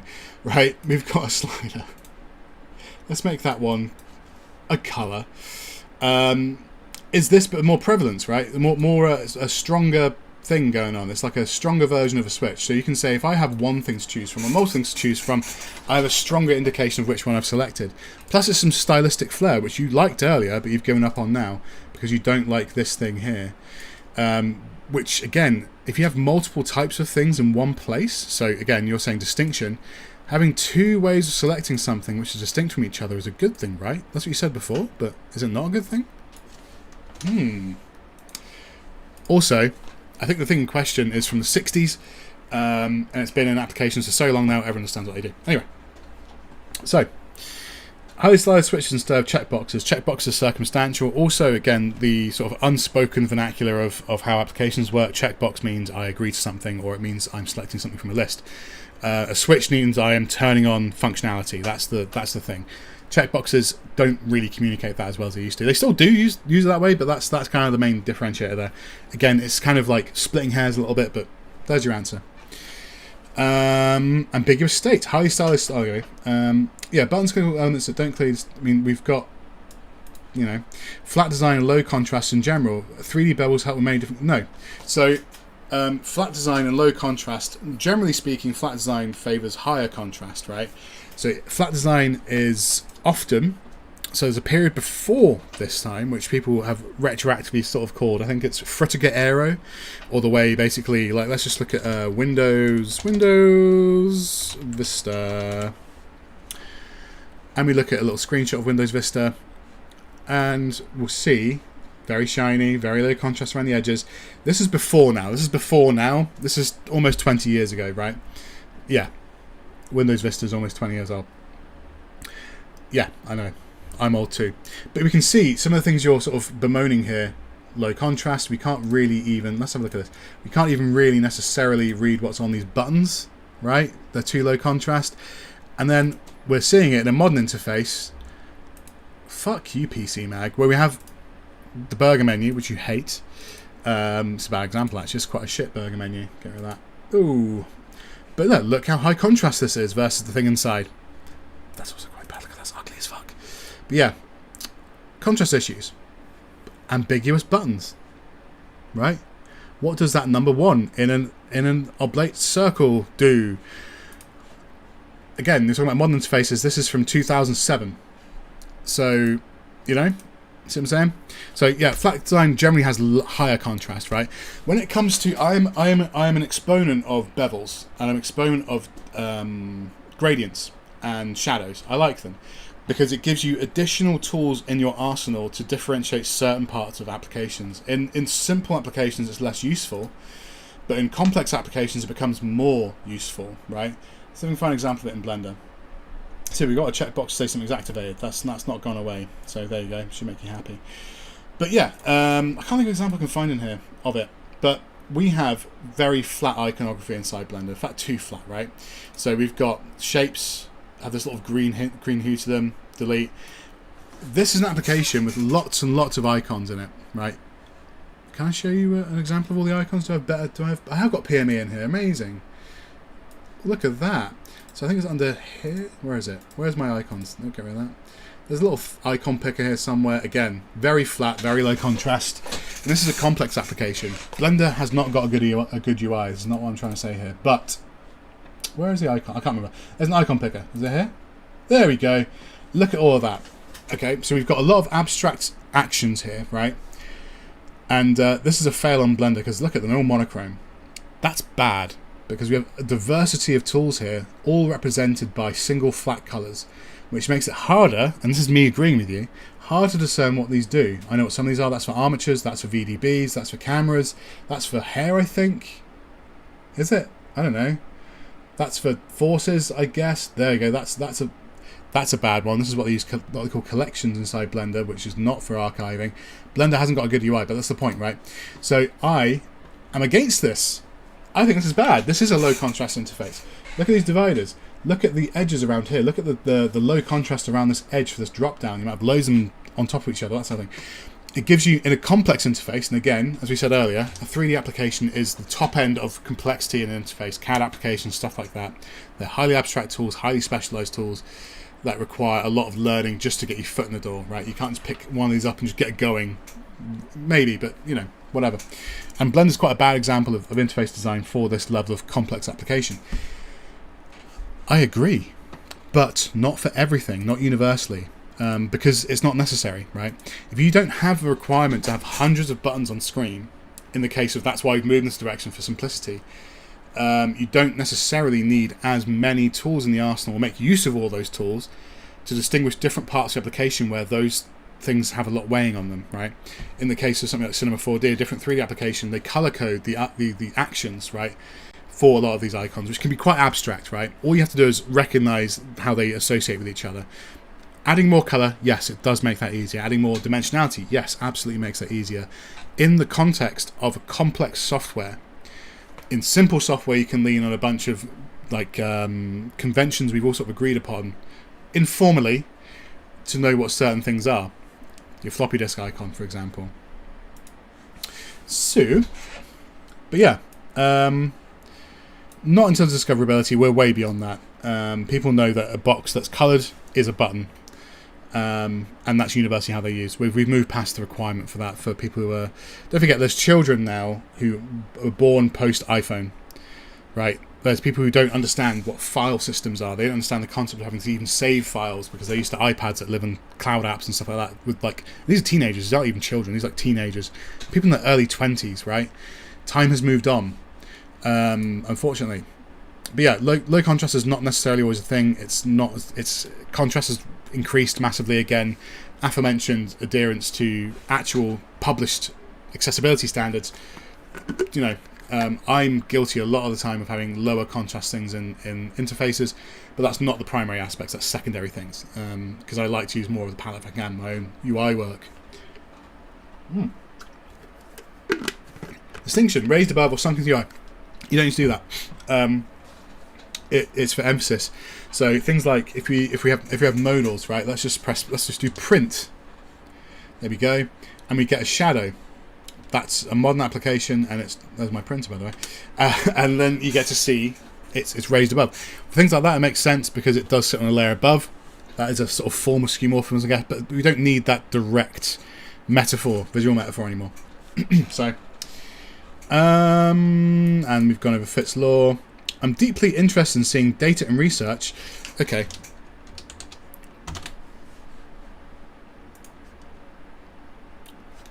This. Actually, that's an advert for it. Let's go to the actual thing.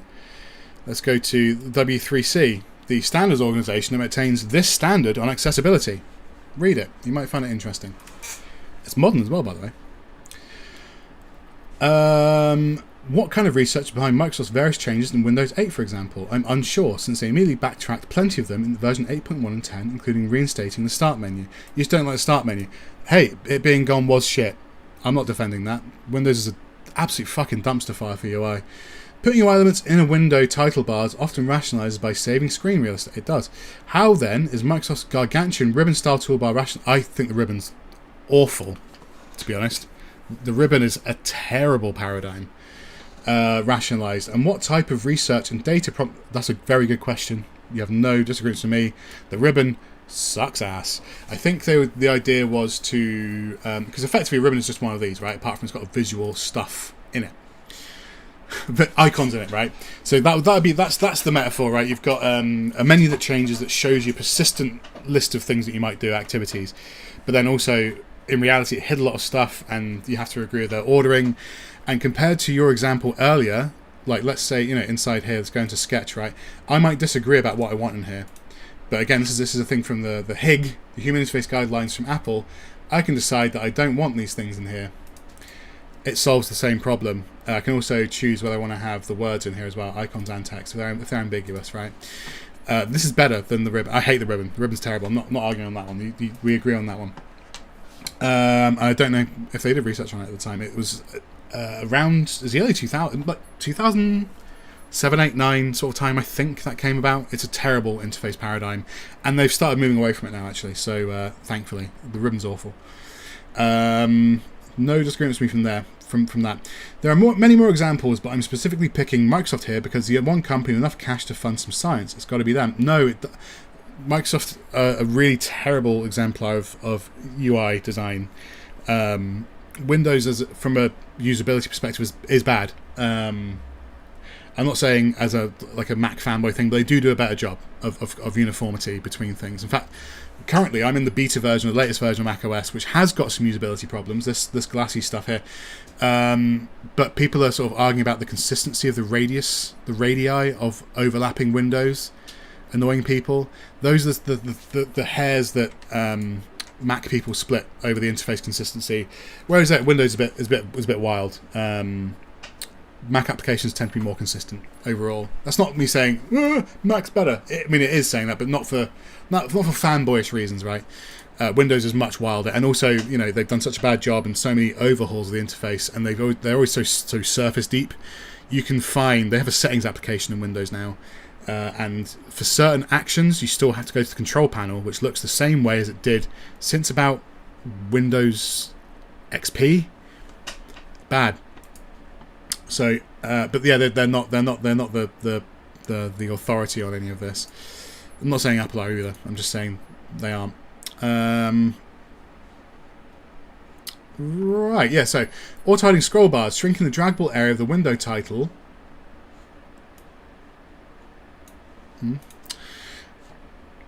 Pretty big, but again, Windows. Who knows? That's almost 3 times the size of the old one. Anyway. Cramming the bulk of a program's functionality inside of cramped hamburger menus. That's not true of desktop software.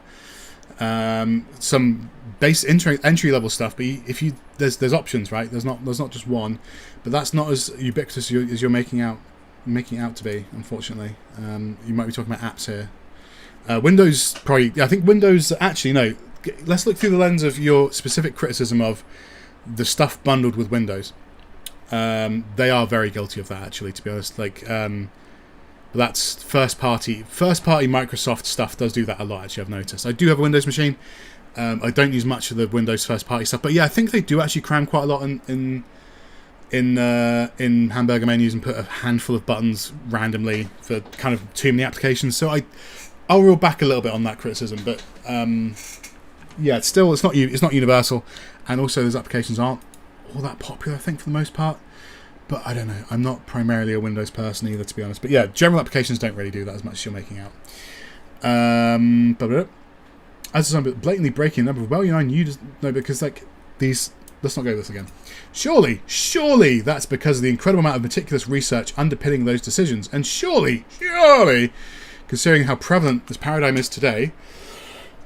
Any UI designer worth their salt can recite the very good reasons for me and the many benefits of these concepts in their sleep. I've done that for 1 hour and 33 minutes now. I'm not even primarily a UI designer. I do the how applications go together stuff more often, but obviously I've done a lot of UI in my time. Right, consistency over time. Plenty of programs change something about the UI in some way that almost every new version. That's not true. In fact, actually, software changes less now than it used to, in less meaningful ways, because it's called maturity. And as things mature, more people use it, and the less they like things arbitrarily moving around. They tend to less now than they used to back in the day. You've got those rose-tinted glasses on. So let's get some evidence about it. So let's use MSN Messenger. Right, there we go. Look at that. MSN Messenger. There's that one. There's the same one a year later. Here's one from 2 years afterwards. You see what I'm saying? See how much those that versus that, and then that list versus that list, quite different, aren't they? If I do Microsoft Teams 2021, there it is. That's an update from 2021. Let's just do Microsoft Teams 2025. Oh, come on. Let's do Microsoft Teams. Microsoft Teams.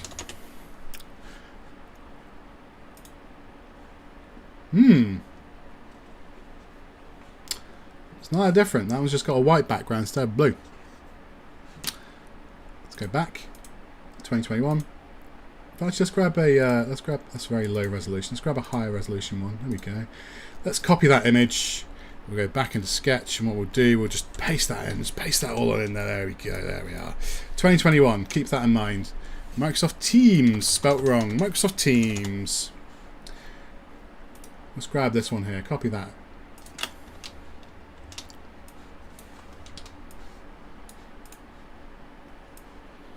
In 4 years. 2 different views, but you get what I'm saying. Pinned is still there. Recent's still there. Oh yeah, look, that's that's moved. The help's moved. Got to throw everything out. Shit. No. Oh, look, those are the same. Oh, that. You see what I'm saying? In 5 years. Don't hold water, bro. Again, context. So, consistency of time. Firefox is a prime example of this. Shuffling things around. I don't actually know, to be fair. Maybe Firefox is. I'm not saying it's universal, but I'm saying in pop applications generally, things tend to historically move around applications less now than they used to, because the usage of software is so ubiquitous. People get set in the way things are. You have this thing of when you make changes, right? Because people get committed to software to some extent, and the more they use it, the more committed they are. So when it comes to moving things around and making big sweeping changes, they're harder to make because people build in workflows. Let's do another XKCD. XKCD, not CD, workflow. One of my favourites. This probably might actually be my favourite. Change in version 10.17. The CPU no longer overheats when you hold down the spacebar. Long time user 4, right? This update broke my workflow. My control key is hard to reach. So I called... that's the fits whatever in action there. I should move that closer to the rest of his keys. My control key is hard to reach, so I hold the spacebar instead, and I configured Emacs to interpret rapid temperature rise as control. Well, that's horrifying. Look, my setup works for me. Just add an option to enable spacebar heating. Every change breaks someone's workflow. We're aware of that, and nowadays things actually change less. It's not as Wild West, and we're not speculating and not investing in things. You know, there's been so many iterations on these tools. They tend to change less as those paradigms and those, you know, those ways of using things bed in. They actually change less nowadays between versions. Oh, hello, Slack. I've not used Slack in a while, so I can't really. I might not be valid here. But yeah, a lot of Firefox users then get very angry and either one, find a way to patch new changes, or simply power through them and get used to them, having to relearn workflows and recondition muscle memory. I think browsers are kind of ubiquitous, like broadly speaking, with the exception of things like Arc. You have title bar there, back buttons around somewhere. I don't know. I think it just pisses some people off. Again, I can't actually speak to how often Firefox changes its interface. Big sweeping changes and moving things around is annoying. I don't know how often Firefox. I haven't used Firefox enough in years. I used to be a die-hard Firefox fan. I don't use it anymore. I can't say how often it's changed. I know they changed it a lot recently to respond to the Zen browser thing. I don't know. I can't really comment on that really. But it's not, you know, again, that's normally there. These normally either here or here. And there's normally like a button to open a new tab or one to, you know. I don't know how big a deal it is, but I don't know the extent of the problem, so I can't really comment. Is there any reflection here? Do software vendors research how this affects you? They do. Not all of them, but generally, yes, they do. Do they actually learn something? Yes, they do. They have things like A/B testing. You have things like user feedback. You have beta testing. You have direct interaction with the users. Plus, also, again, you've got to think about the sheer, again, the workflow thing I've just shown you, right? Everything breaks someone's workflow. If you are in a and there's this thing of like solipsism, right? Not understanding the universe beyond your own eyes. Where if you have a certain use case for some software that doesn't match the overall direction of that software, and they change something, generally they change it to, not always, they do make flubs, they do make mistakes. I'm not saying that this is an infallible process, is always adhered to by all companies all the time. That's not true. Broadly speaking, it is. So if you change something which upsets a good swathe of users, either they roll it back, or the change might be for someone else's benefit.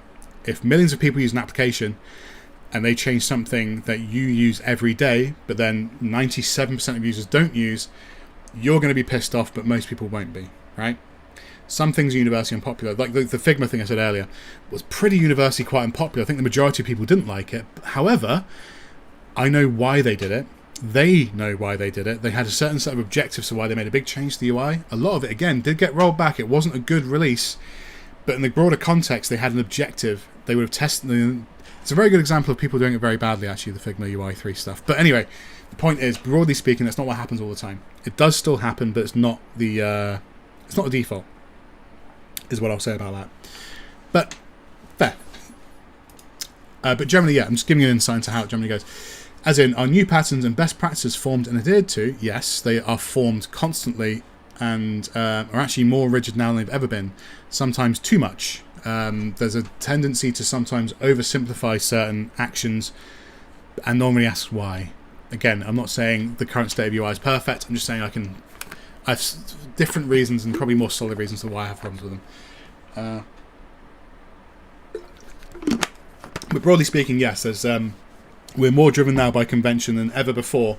So if you hit something like a form, you kind of know how it's going to work. Even the sort of how forms are spread over pages on websites is kind of a thing that's not so much up for debate. A lot of things are much more standardized than they actually used to be. They just might look a bit different than you don't like how they look. Or is in fact just tweaking things randomly for the sake of tweaking? No, those metrics are big drivers in revenue. So, you know, there's entire teams. My wife is a product manager, right? So she works exclusively on for e-commerce, right? The positioning of things like buttons and the motion of certain forms to different parts of websites can have drastic implications for revenue for businesses. So the tweaking and measuring and quantifying that is an entire school that's, you know, over a decade old now, with multiple teams working on it. Yes, they are very much not tweaked for the sake of tweaking. You're talking about desktop software. That's less so because tool software, you know, Sketch is a tool, Blender is a tool. This isn't a tool. So random changes here matter less, to be honest with you. But also they normally serve some sort of purpose. It's more nebulous. But anyway, are the things getting really gradually better or is getting gradually different? That's a good question. I think we've plateaued and better. To the point where now it is becoming more gradually different. A lot of over-optimizations has gone on. Quite the opposite. It's the same end result, but gotten to from a very different direction from how you're proposing it. There's a distinct lack of imagination. And I'm not disagreeing on that. There's a distinct lack of imagination in modern UI design, which annoys me at times. And the arbitrary limiting of palettes annoys me as well. We're not in disagreement on that. I'm genuinely curious about the processes and methods behind our new supposedly superior UI paradigm because I can't seem to discern any. Well, you just don't pay attention to the entire school of UX. This entire design discipline that's existed for well over a decade. That's on you. Basically, I can't put it any other way. There's people who write literal books on this. In fact, the people who wrote the books you're referring to were progenitors of this entire field. I predate the field of modern day UX. So again, I have problems with it, but also these things do move on and significant money is spent because, feelings aside, having more people being able to use things means you can make more money and more people use things. Making things more simple and more approachable for users means users buy more thing. capitalism disagrees with you, unfortunately. But yeah, no, there very much is. A perfect example of the sudden redesign syndrome occurred. It's very much like old man yells at cloud energy here, and I think you said that, but again, just adding some context here. No one's even going to watch this video, who cares? Anyway, yes, it's Slack again, going about their usual crazy antics. This time, it's not inconsistency over time across platforms, no. I was recently blessed with 2 completely different UIs, designing the very same application on the very same device. One with the 2 workspaces, a member of recent... Yeah, so that I know, actually, I'm familiar with this one. This is like incremental flag testing, right? So this is part of that A/B process I mentioned to you before. So they will test new interfaces ready to roll out with a section of users to gauge their reaction to it. So behind here, you'll have a heat map tool showing you where you click, and it can discern all sorts of bits of information where you misclick so you can't read something, where things get slower for you, where maybe you might spend more time looking for something. There's various metrics you can decipher from that. It's a whole industry. And they'll roll it out to a certain subset of users to gauge their response to it. A lot of the times there's specific objectives behind doing this, and also not rolling out universally is so you can test it on smaller subsets. It's called A/B testing, right? The thing that I know about this change, because I was on one Slack before for a company. I was doing I was in a beta program, or like a private alpha for a software company. And their Slack was different to the other Slack I was on, which is another user group of that software. And it's an A/B test. The thing that's weird about Slack is they were doing it between instances of Slack rather than like just user accounts. We normally roll out to a whole set of users. This one they did on workspaces. That's why you see the difference. So they would either pick one and one would disappear, and they'll roll forward that one, or they'll sync up eventually. Basically, is the point. It wasn't rolled out very well. Fair enough. Once your workspace is a member of recent UI update and the other didn't, the effect was that I switched between the workspaces. Yeah, this has now been the case several months on both iOS, which leads me to believe is intentional. I've just explained to you what that is. It's an A/B test. Or feature flags. Some people might get certain features, other people won't. It's called a feature flag. You turn it on, someone gets a certain set of features that are not ready for prime time. It's not like a beta. So post-beta, we test it with a closed group of people. You might do public betas, or you might have a feature flag where it's good enough for use, but you want to see how people interact with it to maybe refine the idea. Again, it's all process-driven. There's reasons behind all of this. Slack is not some backwater cottage industry. It's a big company with thousands of employees and millions of users, many of whom are paying good money for their software. That's very true. We're interested indeed to see the research data. They're not going to share it with you, and rationale behind this particular decision. They're not going to share it with you because that's not something they necessarily even need or want to share, and how would they, right? Let's have a think. I mean, it seems to be they want to introduce the idea of having the DMs and activity and your pinning more prominent on the side menu, so they've change the menu. Also some other design fluff which doesn't really affect you, but I guess it might annoy you, right? Who knows? But there'll be reasons for it. There'll be motivations behind it, right? I can't comment on the legitimacy, or because there's things that we call dark patterns, which can be explicitly anti-consumer changes to applications in order to make you spend more money, or not take an action you want to take, like say cancelling a subscription, or unsubscribe from email, like I said earlier. But yeah, there's rationales, there's reasons for all these changes, more than there ever was in the past. You're talking about simple adherence to a set of arbitrary rules laid out by some people academically in the 1980s, where computers are new, versus a much larger industry built on the backs of those insights, plus lots more, plus 20 years of the internet and rampant, uncontrolled Western capitalism squeezing pennies out of everything. Trust me. That's the motivators here. Anyway, it would also be interesting to know whether this new design offers in usability the old one didn't, and if these improvements, if indeed there are any, are significant enough to force every single user to relearn the application interface once more. There's not much necessarily to relearn here as such, unless you really want... Again, there's pliability, and you think about users and their adaptability, right?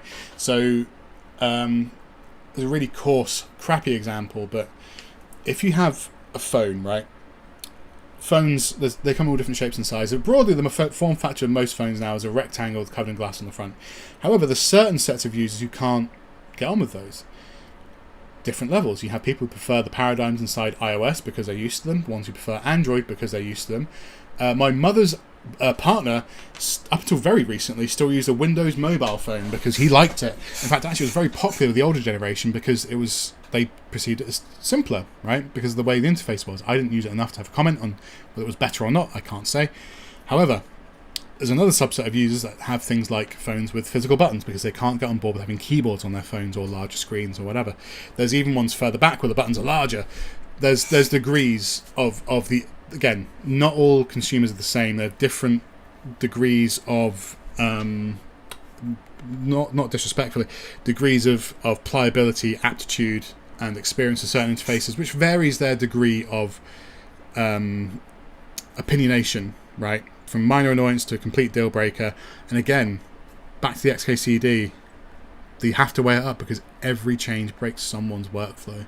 It may not be worth it to you, but it might be an overall good. It might be actually an overall bad. It might be a regression that serves some sort of financial purpose. But there's reasons. And it's not all about usability. Unfortunately, usability does not drive it. Usability in terms of... doesn't necessarily drive everything in the way it does. Mechanical usability, like the WCAG thing, does to an extent. Whether it's lip service or strict adherence. But, not everything's about usability in modern application design, sadly. I wish it was. I really do. I'm not advocating for complete rigidity in programs forever. It seems like you are. But there's a great value in consistency over time. Consistency over time. Complete rigidity in all programs forever. Consistency over time. So you don't want things to change, but things changing over time is also fine, which is what's happened. Because none of this has happened overnight. This has happened over the course of 2 decades. Time gets faster as you get older. I'm starting to feel that myself. I'm not even sure how old you are. I'm so sorry. I'm making assumptions here. Safe assumptions. But yeah, I get you. But no, this has happened over the course of 2 decades. There wasn't a tap that was turned on overnight. There are issues with the current status quo. I'm not disagreeing with you, but this wasn't an overnight change. None of these things were. Slack's like 15 years old itself, right? I know. It's not a new piece of software. As an end user, the constant redesigns I'm now subjected to makes me feel more like a lab rat than some... I mean, you're just exaggerating now. I'm running around a maze built by a bunch of developers and designers, hunting for a piece of cheese that constantly teleports to a new location. It's very, very hyperbolic. All while I'm thinking, if modern application design is so great, why does everyone feel the need to change it all the time? I mean, MIRC isn't around anymore. No one uses it. Why is that? Was it too good? Was it too pure for this world? Or did we just move on to other stuff? You can't have it both ways, unfortunately. And again, this is the modern incarnation of IRC, Slack, right? Slack, Discord, Teams. So, Coldfire is great. Brilliant.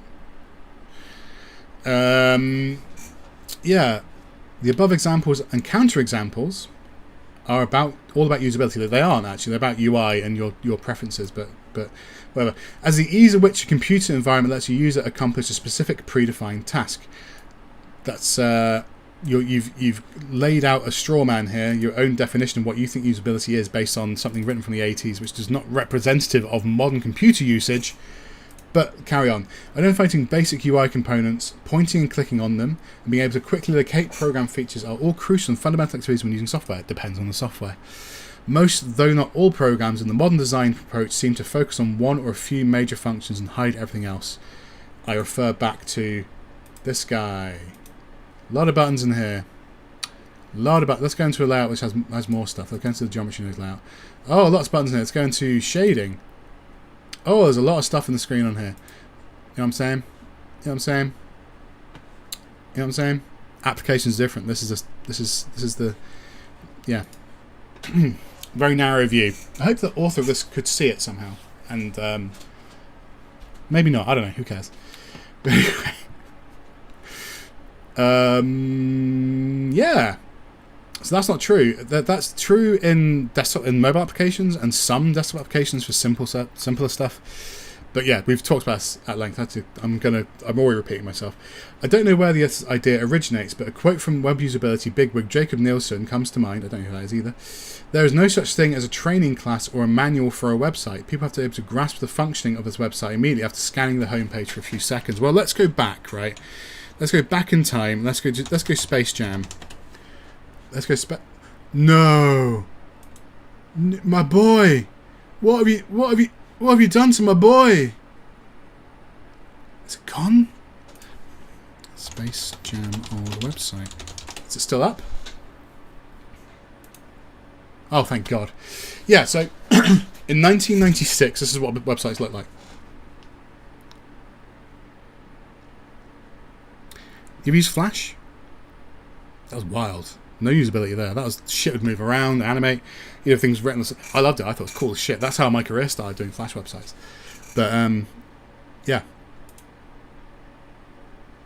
No Space Jam news at the moment. God, I love this website. Yeah. There's no consistency there. That's pretty low contrast. You see what I'm saying? See what I'm saying here? See what I'm saying? There's no such thing as a training class or manual for... Yeah, I mean, there isn't. That's why they're so much more standardized now than they ever were. Many contemporary application designers seem to have quoted this as sole tenet and forgotten that it was uttered in the year 2000 about shopping sites when the expression homepage was still used unironically. I mean, I don't know what? I don't know what that sentence means. This approach may still be of value in the phone apps with similar purposes, such as immediately letting a user get started with creating funny AI selfie edits. I mean, yeah, these apps are dog shit. I'm not going to argue they're not. I mean, again, you're just sort of like having a general rant, right? So you're talking about IRC apps versus Teams. Now you're talking about the trash that everything has. And again, everything having a feed and everything, the dark patterns, things like the way video game interfaces have gone. They're disgusting nowadays. I'm just trying to give you reasons why these things are the way they are. But you're so wild in your criticism and incoherent in your criticism, I guess, that and I mean that in the academic sense of incoherent rather than me sort of saying you're incoherent. I'm not trying to go out of my way to offend you, unknown author of this article. But yeah. So you mean I hate these sort of apps as well. I'm not going to lie. These things are utter trash, and again, yeah, they're all over the place. No disagreements there. We're in agreement there. However, mobile apps designed for leisurely entertainment translate badly into complex desktop applications. Yeah, built for power users, productivity. That's true. That hasn't changed. That hasn't changed. Complex desktop applications are still complex. There's just more applications now, and some of them are for people who can't use the complex ones. They have simpler needs, so the tools are simpler. Google something called Canva. Google Canva. So popular. It's shit. But it's very popular. I wonder why. Maybe they have floating windows. No, that's me. Anyway, the old desktop design paradigm may not have been perfect, but it did. I mean, that hasn't gone away. For complex software, it has not changed anywhere near as much as you think it has. It has evolved in some ways. Not always better either. I'm not saying universally they're always like that, or they're all universally better. I have problems with some supposedly complex desktop software, and not finding the right lines for their core user base. It's a thing. But again, I'm not talking about university. I'm talking, But yeah, a lot of this hasn't actually gone away. A lot of that hasn't gone away, especially on Mac OS. Things like transferable patterns have not gone away. They're shockingly consistent. Some applications aren't.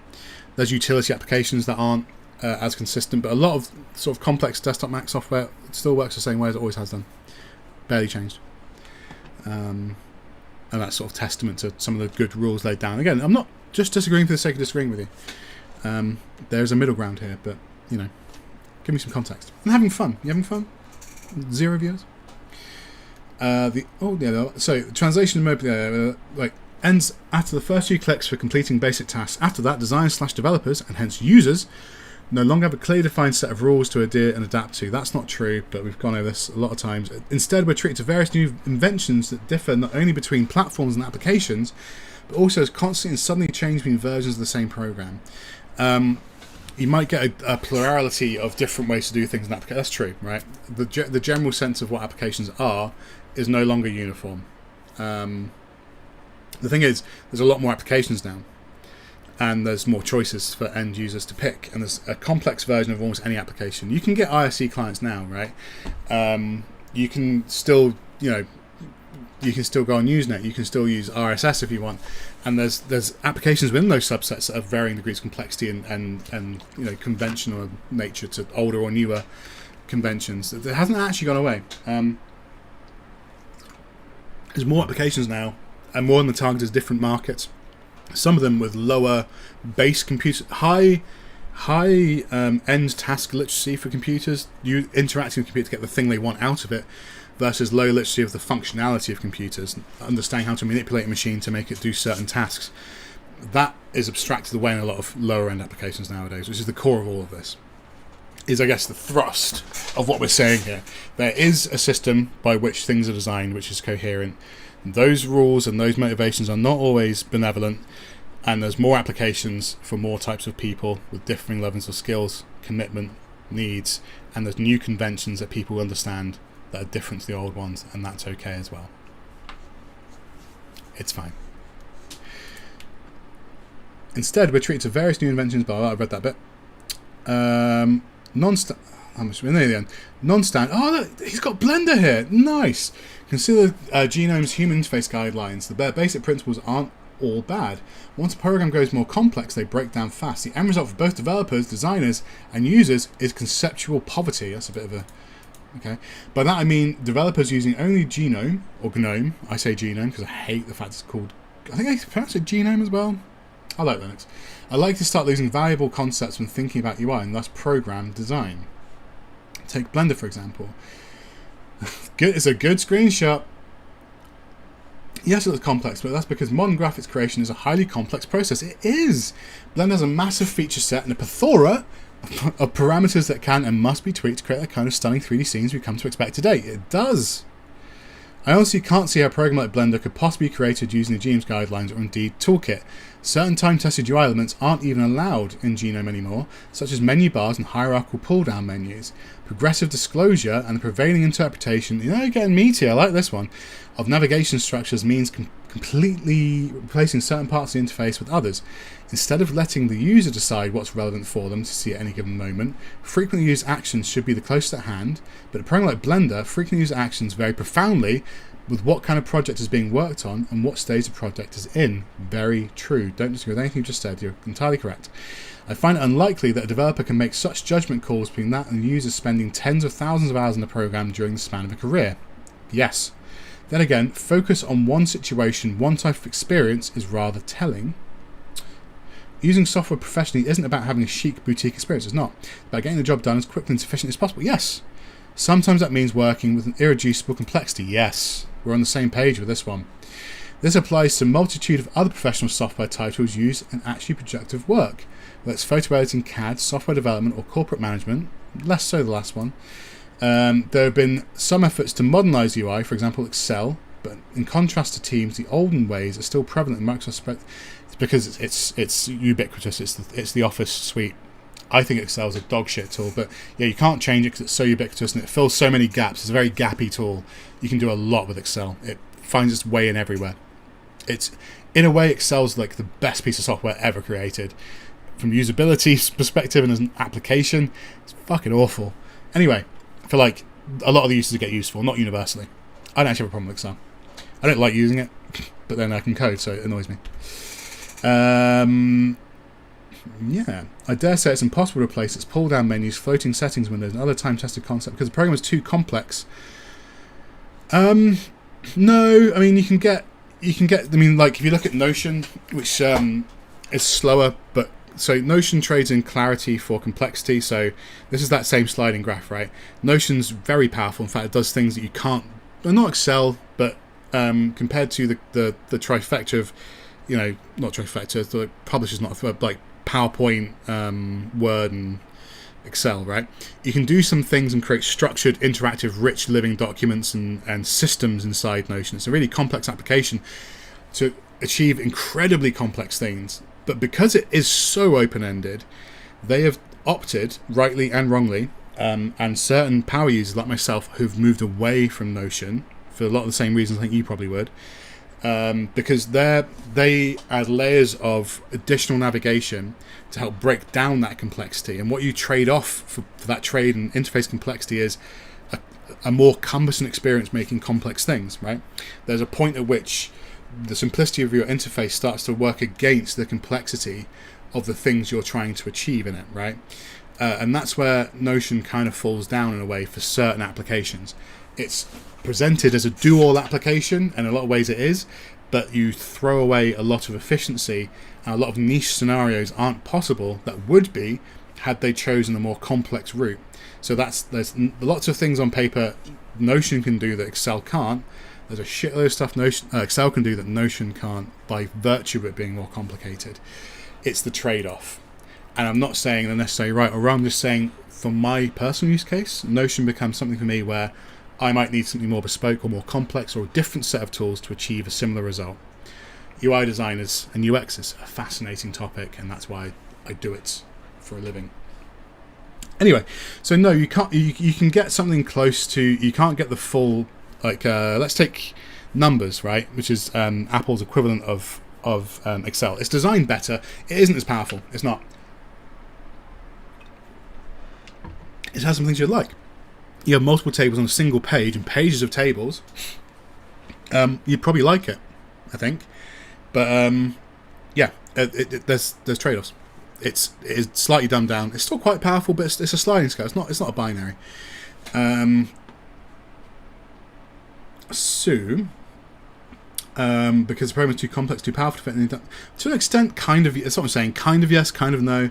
Instantly, Outlook is perhaps now at a point where it combines the worst of both worlds, and on that, I agree with you universally. In fact, I preferred in Outlook, on the desktop at least, there's a toggle where you can go back to an older version, because I hate the modern version of Outlook. I think it's terrible. And the things that makes Outlook good, it obfuscates them. So I'm not just disagreeing for the sake of disagreeing with you and saying you're an old man who's yelling at clouds. I'm just saying a bit of nuance. And you're doing a better job of it, actually, to be fair. This is the part of this document where I'm just nodding my head to basically all of it, to be honest. Because yeah, a lot of this is in my mind very valid. It's not valid because I agree. It's valid because of the things I've said previously. Getting old. I personally, in some capacity, use Amiga Workbench, Atari Gem, Mac OS Classic, Mac OS X, Windows. Sorry, Indigo. You use more than me. I've used KDE, Genome, Amiga. I've used Amiga to play with. I've used Mac OS Classic, Mac OS, obviously, Windows from 98 onwards. I've used plenty of Genome, plenty of KDE. Never used Next Step. I think I played with in an emulator once. Yeah, used a bunch of stuff. Plan 9, probably a handful more. The most used computers for 35 years and worked as a software developer for a quarter century. I used a wide variety of software packages for photo editing, image creation, 3D graphics, spreadsheets, word processing, text editing, composing music, sound editing, desktop publishing, online communication, and software development, to name a few. As have I. I'm a lover of software, desktop software especially. In short, I think it's safe to say I have some experience with user interfaces and experimenting my way around systems and programs. This is why this article is somewhat perplexing, because, with the exception of Plan 9 and Risk OS, all the systems and majority of the applications running on them were instantly recognisable and usable for me up until roughly the release of Genome 3 and Windows 8. Genome 3 is the most recent one with like the little background that goes out and that little switchy thing. I fucking hate that. The one with the separate bars that was more macOS like in older versions of Genome I really liked. The newer one I'm not keen on. It's to the extent when I do use Linux, I don't really like using Genome anymore. I haven't really found a permanent environment that I would want to use on Linux at the moment. I don't like KDE very much because it's a bit too Windowsy, but like blindly Windowsy. So yeah, I agree on that. Windows 8, I didn't really use Windows 8. I used a Windows computer up until about 2007 or 8, and then I moved up to Mac OS almost universally, and then now I have a Windows. I do use Windows occasionally. I didn't have a Windows machine at all until 2020, from probably about, I don't know when. But then if I'm not using Windows, I use Windows reluctantly for certain kinds of work. My preference is Linux. I like Linux a lot.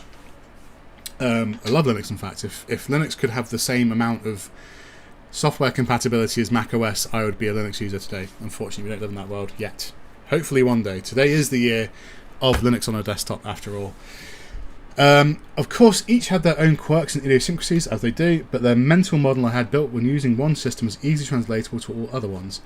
I could swiftly accomplish basic tasks and programs on various platforms, including management of the programs themselves, such as determining which window is focused, what is a button and not.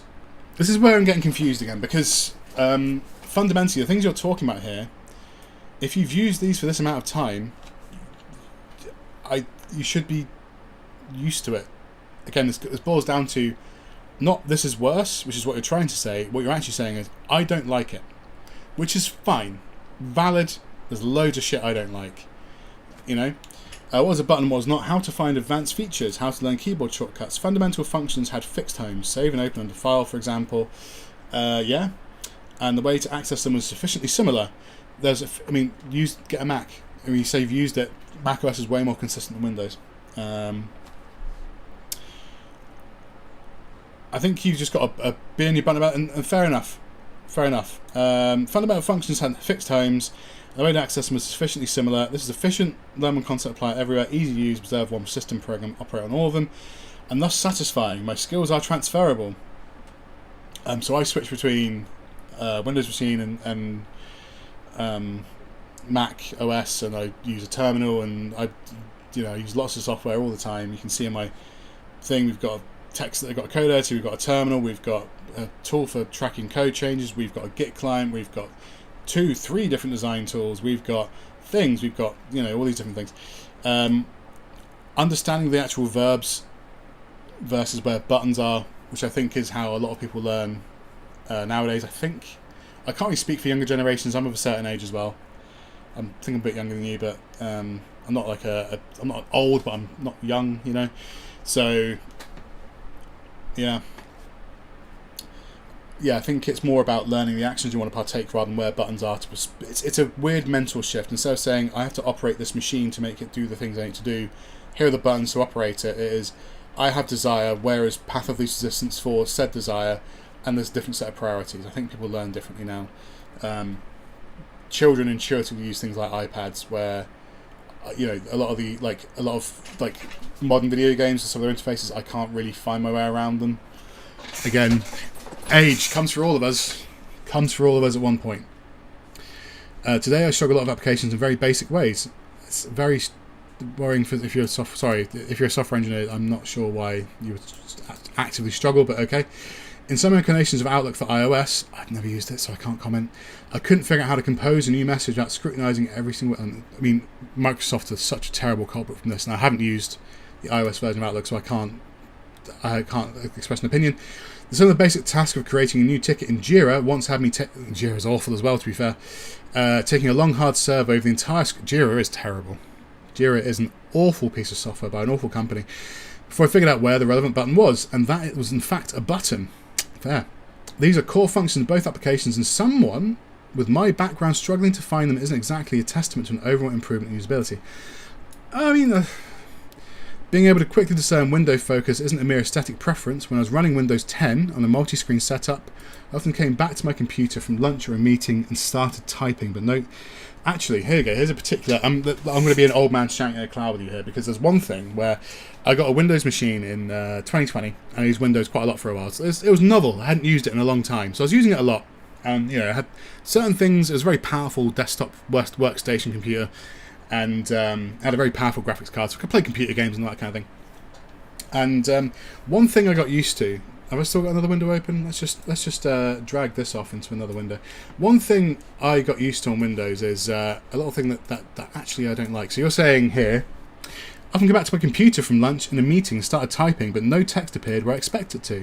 I had to hunt across the screen to locate the window, which did in fact have focus. I've never really internalized the focus thing, partly maybe because I'm a Mac person, so I'm used to the thing I'm about to tell you about, which is on Windows, generally, if you hover over a window, it gains automatic focus, right? So if I move a mouse over a window and I start typing, if it's a text document, for example, it will gain focus. Or if I want to close it, I just have, if the window, in macOS, I have to explicitly, if I hover over, you can see here, this doesn't have focus. I have to explicitly click to bring focus in. Now, I got used to the Windows behavior of being able to very quickly and fluidly look at a screen, and if my mouse is near it, I can start interacting with it, right? Because it's got focus. In the context of creativity tools, I can go into Blender. As long as I've got another screen up there, my thing's over here, and I press like Shift A, for example, which is not working here for some reason. What? There we go. Shift A, which is the add menu. If it's just in focus, I have my mouse near it, it's going to just work. Mac OS, you have to click. It annoys me, and I prefer that about Windows for sure. Anyway, same problem, different level up of confusion. But yeah, I get it. That's fine. I can't really think offhand how Windows shows activity, or which is the active window. It's a good point. I've never really thought about it, but I've not really run into that specific issue, if that makes sense. When I was running a multi-screen setup, blah, blah, blah, I had to hunt the screens to locate the window which is in focus. This ventures way past the ease of task accomplishment, well into safety territory. Actually, springs. That's true. That is very true. You could do that. I'd have to think about that some more, to be honest, to really respond to that. So, fair enough. Yes, these are both. I mean, it's all anecdotes. Yes, these are both anecdotal accounts, but the solutions to both these problems have been known and implemented for a very long time. Yes and no. The whole thing of this has been very, very angry and reductive, and in some ways ignorant. But yeah, there's some points you make that are very good. I'm not trying to, demean you for. These existing solutions were then removed on mere whims, not necessarily, and replacements yet to materialise. Again, very reductive. This is not progress, is it? At best, a regression to the early days. No, this is again not true. You just prefer. So yeah, finally, I understand it's tempting to dismiss my views as though some old codger unable to get with the times. I mean, a little bit. Sorry. In some ways, I freely admit that it's an accurate assessment. Fair enough. Being reflective, good. But is it really an argument for the current UI paradigm? You're arguing across UI paradigms and flowing between your point very fluidly. So yeah, you're saying something is a monolith that isn't a monolith, right? It's not a monolith, unfortunately. It's a size and market problem that you just don't like, and that's fine. Surely. The point of all the alleged usability research being carried out today isn't to make experienced power users feel downright stupid. Power users tend to gravitate towards tools that power users like. That's why I like using a terminal, right? That's why people use Vim instead of VS Code, There's solutions out there for you. Surely, the goal of usability shouldn't be to rob such users of time-tested, well-researched, efficient, effective, safe, and satisfying ways to do things. Now, if this conversation had been just about the usability problems specifically in applications for power users specifically, I mean, I do get where you're coming from here, but I don't agree. And there's other options in a lot of cases. I do get my moments of angry old man shouting at cloud about the way applications change. I'm not going to sit here and barefaced lie to you that I don't, but it's not a monolith. It isn't, and there are always more options. If you look at Photoshop, look how little that's changed. Very little. They've added more useless shit, which annoys me. And the recent thing, which anyway, point is, let's live in reality here. And surely, if the modern UI paradigm, which is a monolith and a singular thing that all applications look the same yet are inconsistent yet blah blah, is in fact well established, well researched, and efficient, UIs wouldn't change so damn much all the time. I do like the fact you say it uses neither cookies nor JavaScript, because I'm also an old man. I bet you've got some interesting takes on the ubiquity of JS frameworks, being that you are a developer. Anyway, that is the end of this particular video. I hope the people you may eventually stumble upon this have some kind of fun with it. I had a lot of fun. And I can see why people do this little React thing. And thank you very much to datagub.se. Oh, you're Swedish. Or you just like SE. And hopefully, I mean, I think I've seen at times harsh. I don't want to be harsh. I think the main thing to take away, apart from all the sort of joke cracking and all that sort of thing, is there is some stuff behind this, and it's and yeah, I feel some of your frustrations as well. I think being a software engineer, you could make different software choices. I think if you use Windows, maybe, which it sounds like you might be, maybe make some different choices. And this is not me making a joke. I think you can move to. This year is not the year of Linux on a desktop. But if you are a competent user of software, there's many more options for power users on Linux, because it's a better spot for people of your disposition. And it's not me saying like go to the old folks home. I fucking love Linux. And yeah, you have a lot of those options, and it's geared much more towards power users. You get a lot of control, and also there's a lot more applications that adhere to some of those older principles. I know there's some things that you have no choice but to use. It's just the nature of modern worlds that you have to interact with some of these things. And I miss a particular period in history where aggregation was a thing. I used to be really big on aggregation. So if you have APIs, of which there are many, building API applications which could ingest things like your chat history from Teams, which they've definitely closed off, right? Where you can have an alternative interface for Teams that better suits your needs. The closing off of a lot of those APIs and that way of working was a real shame, and it was done to close ecosystems for nefarious means by platform vendors, to either make more money or to limit usage outside their platforms and their ability to upsell one of the things, those sort of things, dark patterns. But yes, there's still options, and I would recommend, if you are not a Linux user currently, you should probably try and become one in as much as you can. You might be happier. In a lot of ways, I would also be happier on Linux. Also, maybe look at going to macOS. It's less prevalent, and this is unironically, given your proclivities, macOS has a lot of old utility applications that could even come out today, which are heavily inspired by the early interface guideline paradigms, and the interface guideline stuff has not been thrown out as recklessly in macOS in the general terms.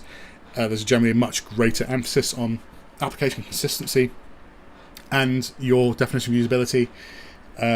So you might be happier there as a modern day macOS user. So anyway, that's the end of the video. Have a wonderful thing.